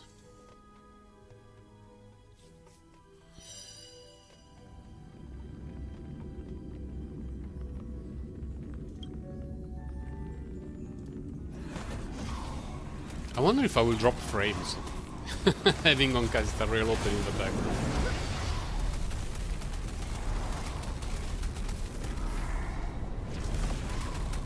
Your death has come.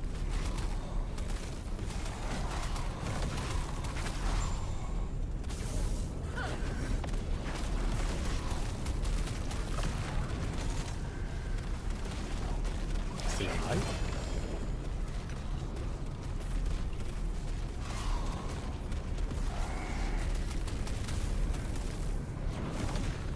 I have a feeling Star Rail is being very loud. Let me log in actually on Star Rail so that I can mute it for a moment.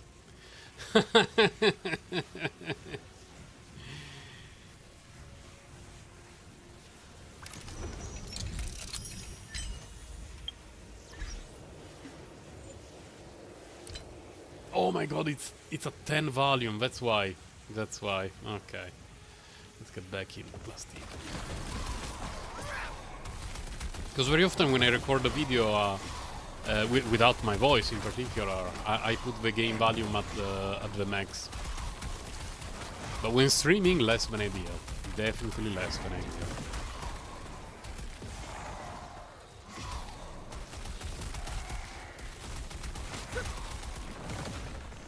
Your death has come.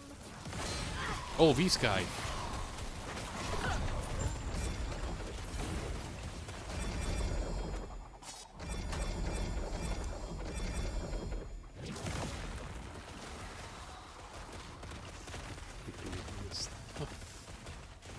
Well, these are very nice. Very nice, actually.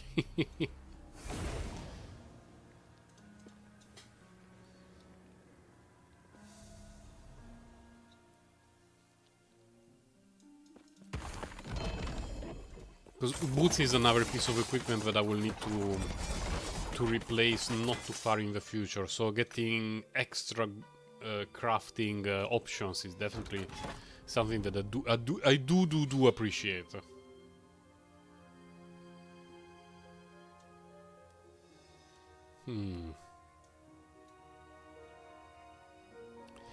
Okay, let me do a switcheroo. It's not working. Oh, it worked. Okay. With a bit of delay, but it worked. Yeah, Last Epoch I will play it a bit later, after work, when I have time. There we go. Wait, no music?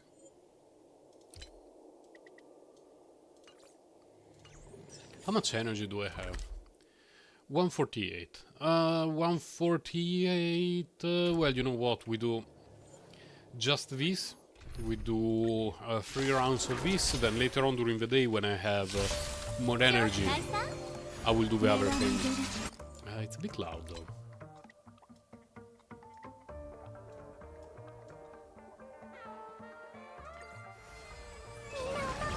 the Calyx event. Calyx event is definitely something that I can do before going to bed at night, and just do with absolutely zero attention. いずれ風に吹き落とされる It's not like farming relics like this requires more attention, but you know, at least I need to check if stuff is good, if it's Giga Garbo. 一心同期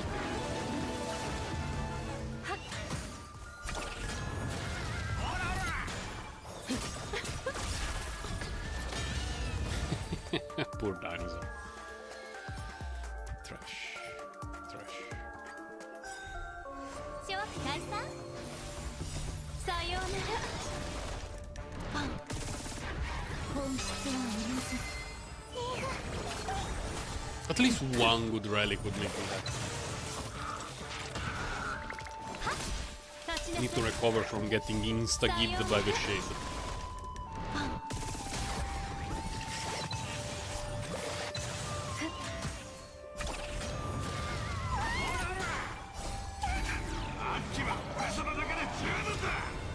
いずれ風に吹き落とされる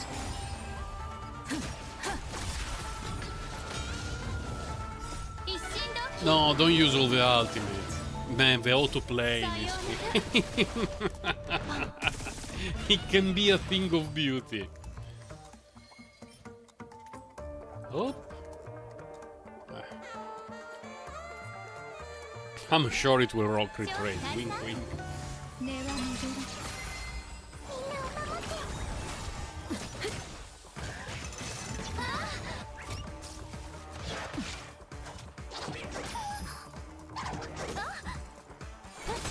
落ち着いて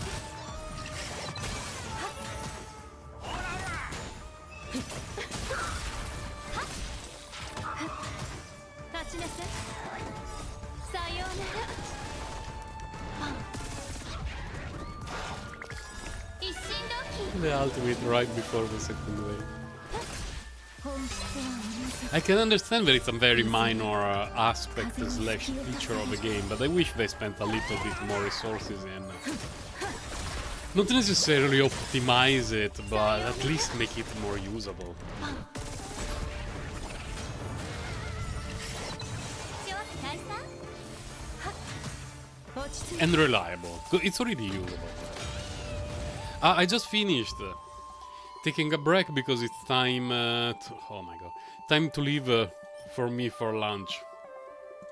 We made it to, what was it, 800 I don't remember, 850. Yeah, you missed it, I'm sorry. You can rewatch the stream later. It's going to be here on YouTube. Made quite a bit of progress. Unfortunately, the last shade decided to one-shot me, and now I don't have time to build all the stability back.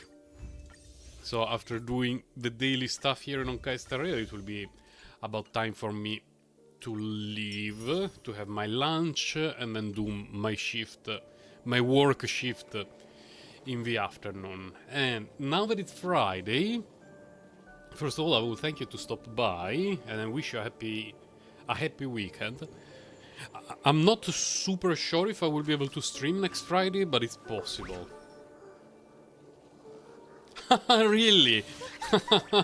Thank you, Mika. Yeah, it's strangely enough, it's one of the least played classes. Like, even if you go on Epoch Tools and you check the build, the Warlock is always one of the characters with the fewest build. It's really odd because I find it a very fun class to play. Maybe it's because it's very different from like a regular caster, like a sorcerer, room master, or anything like that. But yeah, a thing that I can do is actually show the character, because I made a few changes, quite a few changes in the passives. I can restart the game.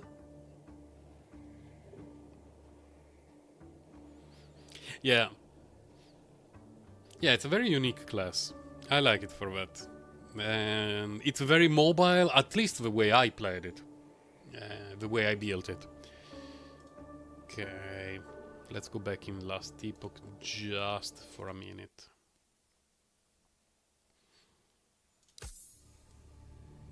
Play offline, Burgerina.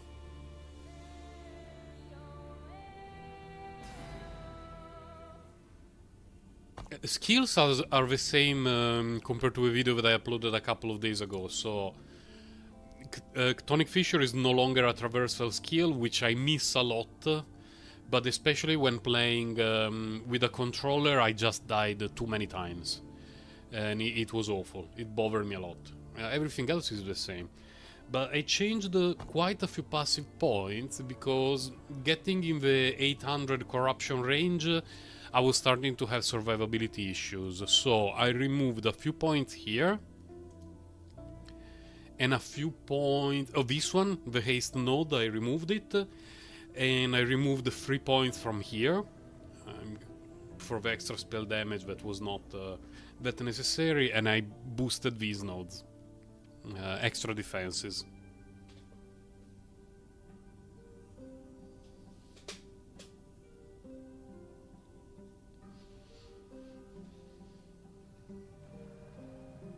And here I put 5 points, but I don't know if 5 are necessary, 3 are enough, or who knows. It works, yeah.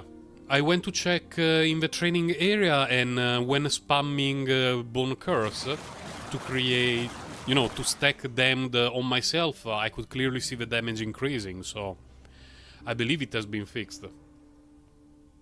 Let's see if I can... Where the hell is the arena? Here, right? Yeah.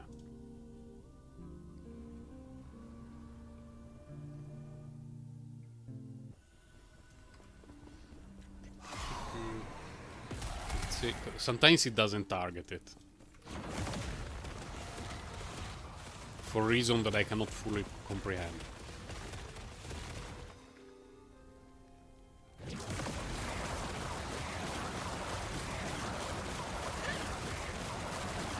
Why is it not working now? I was seeing 500 earlier. What the hell? Oh, 446, 446, yeah, and stacking more, I was seeing above 500.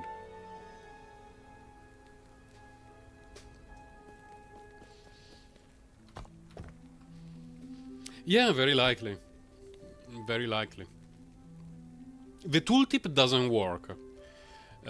Because it says more damage per negative ailment on you, but the tooltip doesn't change. So, no matter the ailment, the tooltip still shows the same.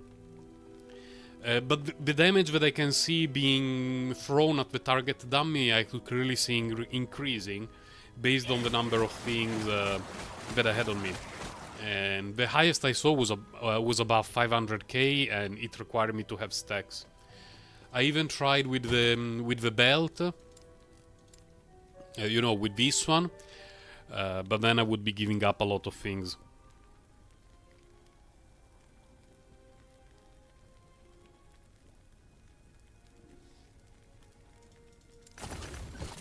But very important for me was to get 5 here and 5 here, because in the 800 plus range, survivability is becoming quite problematic.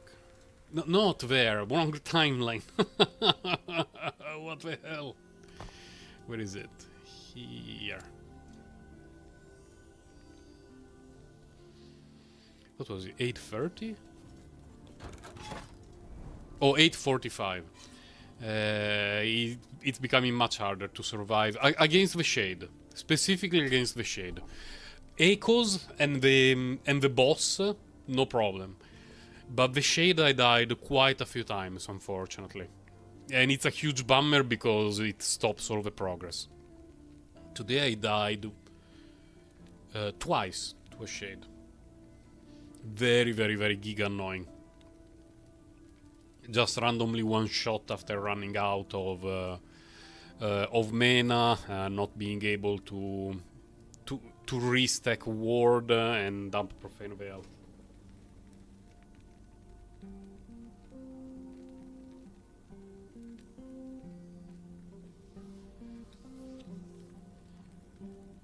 Yeah, there are 2 builds that require a different equipment.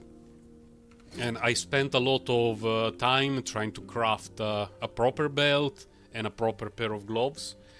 And if I had to give them up to go for the self ignite build, I would be giving up a lot of ward and necrotic resistance and everything. I'm sure the damage would be higher, but it is what it is.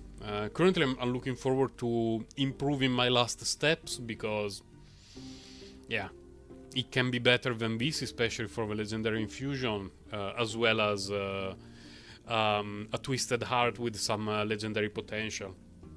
Because a thing that I would really like is to put extra profane veil on a heart to get some of this that increases ward.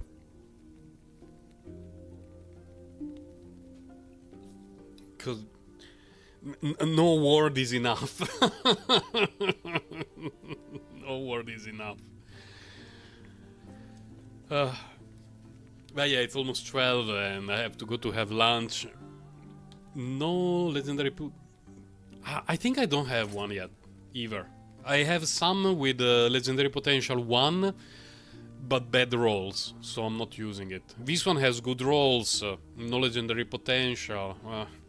Waiting for something a bit better, and then we shall see. And I crafted this one yesterday, which is very sweet.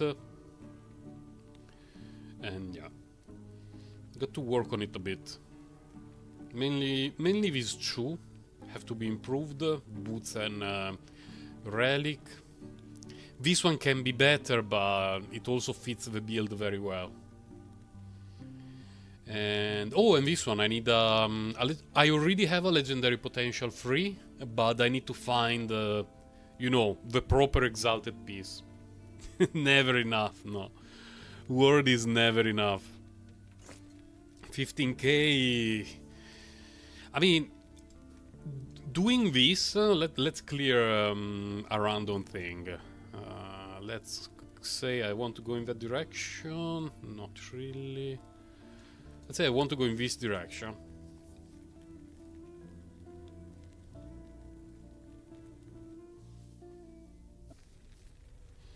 No, Fisher is better. Tier 7 Fisher is way better.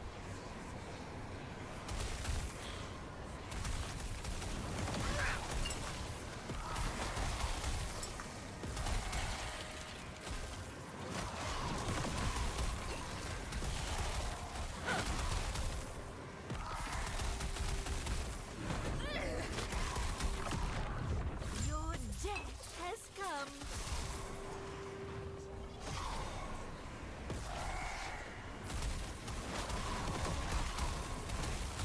What are we going to do? Oh, slave a dude. So we need to go through the whole map. Fine, I guess. No mana, so let's stop for a moment.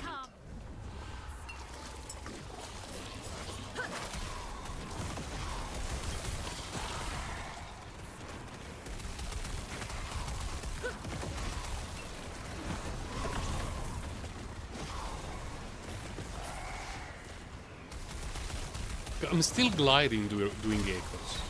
Like very easy, very smooth, no problem at all. It's just the shade that I got to the point that it has so many attacks that can one-shot me. And it's really problematic. And in addition to the attacks that one-shot, it has some attacks that can stun, meaning that if I get stunned, I'm guaranteed to get one-shot by the next attack. Will not take me. It's a very stressful fight compared to Echoes and the boss.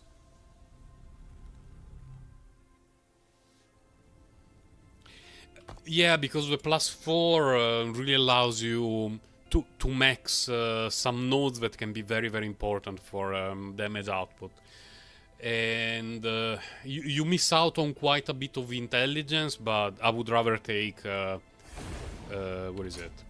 I would rather take +4 Tonic Fissure and 133 damage over time. And here I only got a tier 5, right? Yeah, tier 5 intelligence, which is nice. Ideally, now that I have potential free somewhere here, yeah. Ideally, I want 4 Tonic. Where is it? I have one somewhere. Fissure. Nope. Nope. Like, these are the big ones. Tonic Fissure +4 with increased damage over time, and Spirit Frequency with Tonic Fissure. Those for damage output are absolutely insane. But if you add the increased Spirit Frequency with Tonic Fissure, you cannot have Intelligence, which is a little bit of a bummer. And I don't know later on how the gameplay will feel, let's say past 900 Corruption. Because if it really gets so hard that you need to slow down, then rather than more ward, I would rather have more damage. And instead of just going around with Ghost Flame like this, I would walk, Tonic Fissure, walk, Tonic Fissure, walk, Tonic Fissure. So, you know, take it a bit slower in terms of movement, but dealing more damage and trying to play it more safe, rather than gliding through content.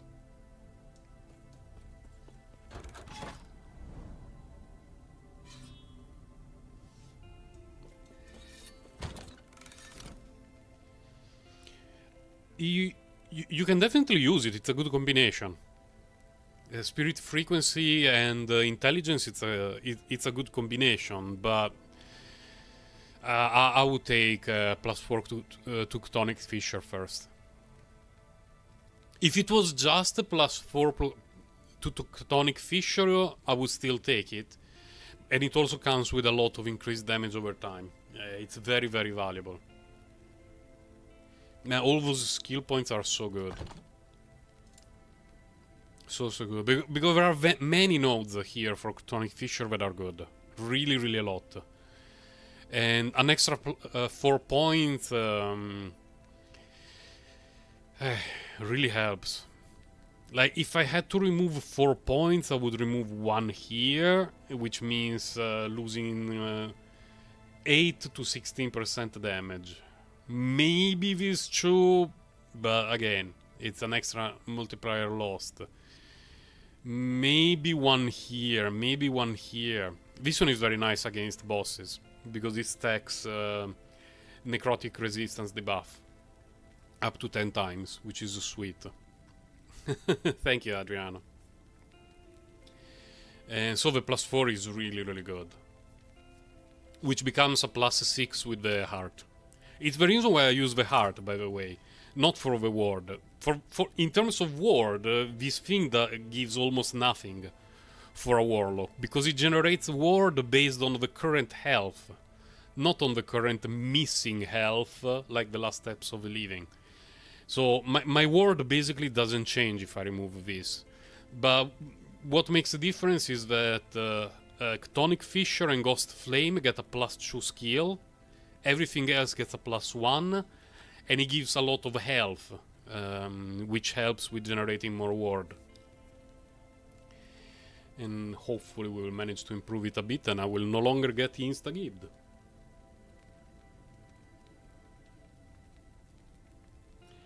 The Spine of Malatros, is that the two-handed weapon? Well, I'm very bad with the name. Very, very bad. Oh yeah, the two-handed weapon. I tried it while I was leveling up, but the problem is that having 2 things equipped that you can craft, especially this one the way you want to fix resistances and stuff like that, is better. Plus, last week I dropped this one with legendary potential 3, and it got pretty much perfect substats on it. The mods are ideal. And I used to have the ladle. Where is it? This one. This is the one that I was using before, which was very good. It carried me probably to 600 plus corruption very easily. But the moment that I got this one and I crafted it, the gap was unfathomable. The tooltip shows. I know it's not for the spirits and everything, but there is a huge gap between the two. Even compounding for the extra percentage of spell damage.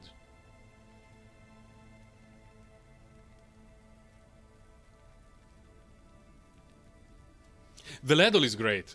The ladle is great. I was actually planning to use this weapon for a very long time, hopefully getting a better crafted one, because this build doesn't need a critical strike chance, but this one just rolled too well. Like, the item itself rolled well, because most of the rolls are very high, plus legendary potential 3, plus the ideal crafting mods. So in terms of damage output, it's very difficult for me to move on from this. Link build, please. I don't have it right now. Wait a moment. I can go to Last Epoch Tools. Last Epoch Tools. Build planner.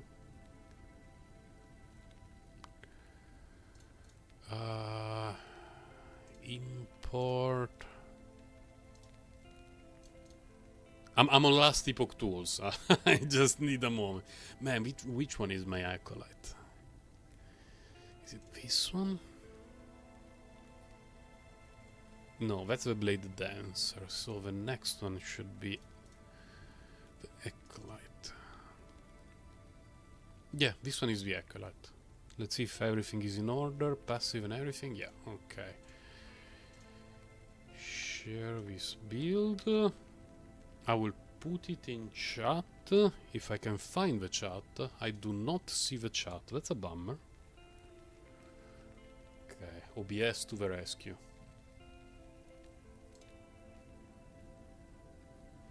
Oh, I cannot. My channel.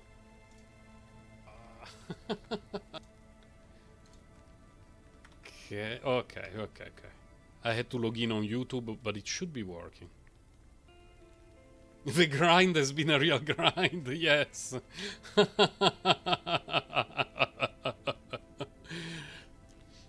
The fact that my first character was a rogue really helped me.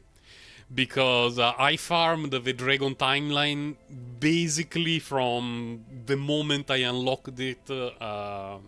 You know, the empowered version. The moment I unlocked it, I farmed it to almost 400 corruption, and I got multiple hearts, so that definitely helped. Let me open the link to see if it's correct. Yes, it works. It works. Reminder that it's a Circle of Fate, so some options look a bit odd because it's what I got. I cannot change it. Especially the idols. The idols are a gigacope.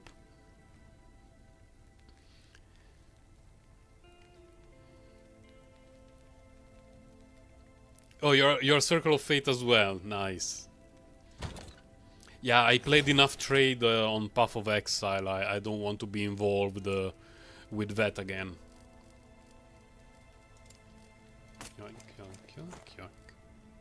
These were really nice.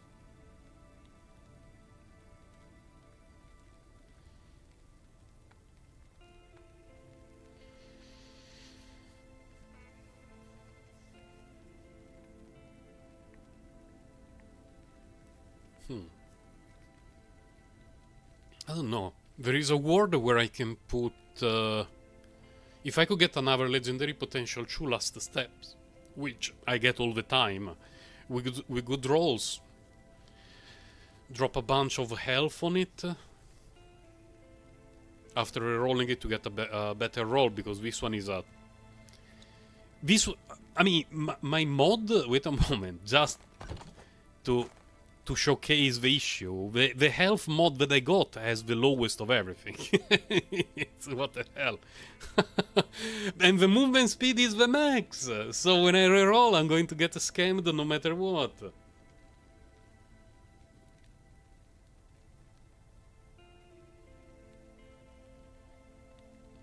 Yeah, it would help a lot. Let me do a reroll Rooney, like right away. It cannot be worse. 98 and 7. Well, 98 and 7 we settle. We're already happy, 98 and 7. It's, yeah. Then, but I will have to do some extra shenanigans, because I'm okay if I transfer elemental resistances. I'm not okay if it... Okay, well, vitality, extra HP. I don't know. I will have to decide later on. Not today. Now it's not that... Oh my god, I dropped it on the ground. Now it's not the time for crafting.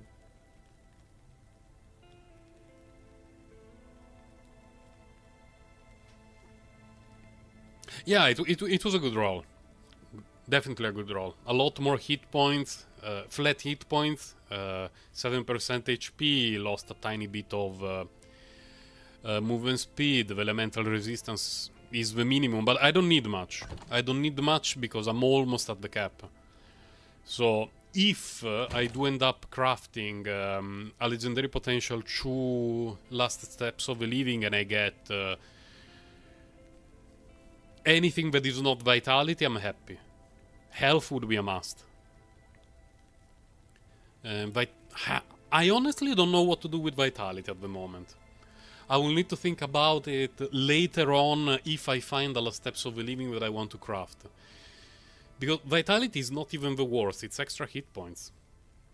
How many hit points do I end up having with that? 1894, 2182, 199...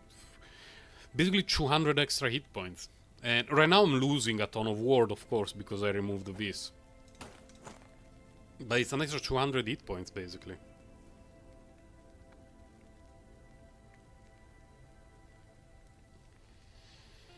This one we put it here. Together with this, which dropped with basically the max roll, which can be useful for future crafting shenanigans. Because 328 armor and 90% reduced damage taken from critical strike slightly activates my almonds. Maybe not for this character, but we shall see. Yes. When I saw the 90% reduce, I was like, hold on a moment. So we do this, plus the dragon boots, wherever they are. What are they called? Dragon Strike? Dragon Stride? Man, what are they called? I'm terrible with names. I'm sure there is the word dragon in that item, though. Here, fiery dragon shows. Yeah. This is way over cap, by the way. Way over cap. Probably way too much, but still. You're going to rob in a gecko. Yeah, but I mean, it's where is it? It's in Manor Times. I mean, it's the only good thing here. So even if you use it for crafting, oh, thanks for the sub, Xebek. Thank you. Even using it for crafting, it's going to be of questionable utility. But better to have it than not having it. Now, I'm looking forward to this next crafting project, and this maybe steps.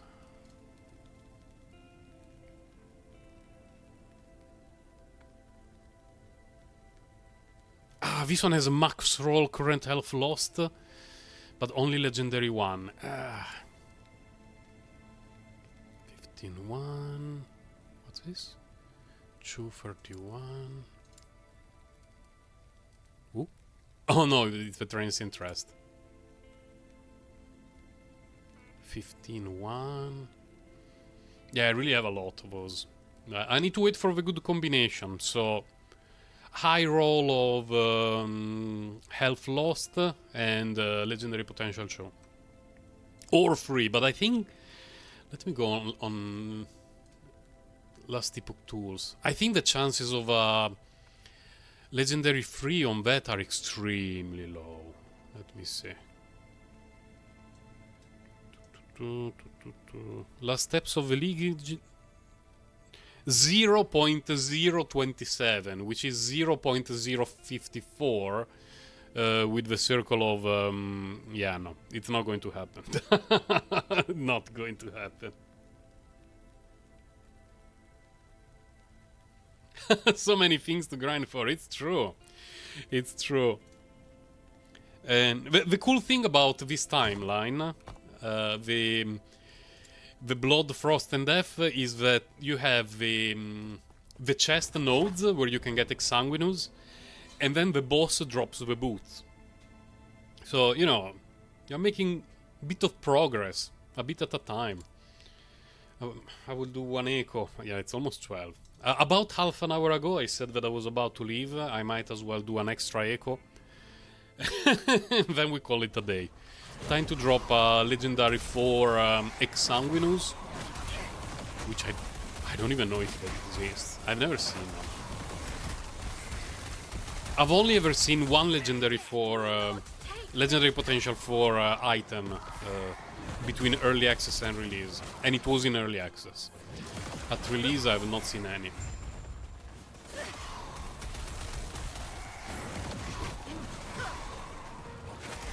But don't worry, we're getting one right now. Legendary for Exsanguinous, GG. And during the next few days I will just spend all my currency for prophecies related to chests. Try to get a giga-busted chest piece. What do we need to do? Oh, slay a dude.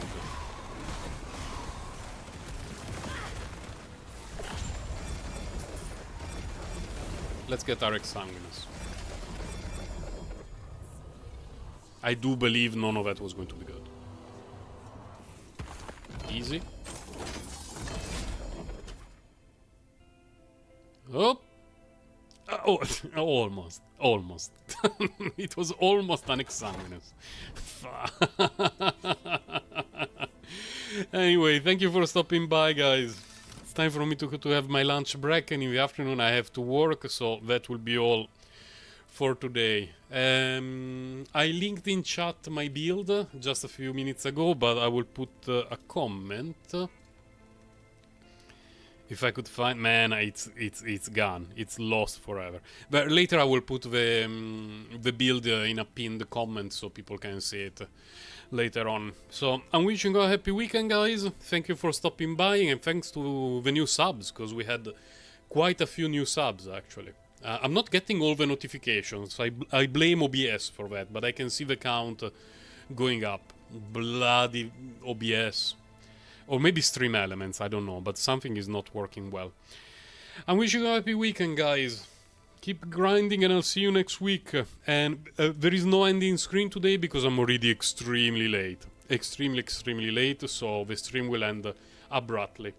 Bye and take care. Thank you, Mika. You have a good lunch as well. Or dinner, I don't know your time zone. Bye and take care.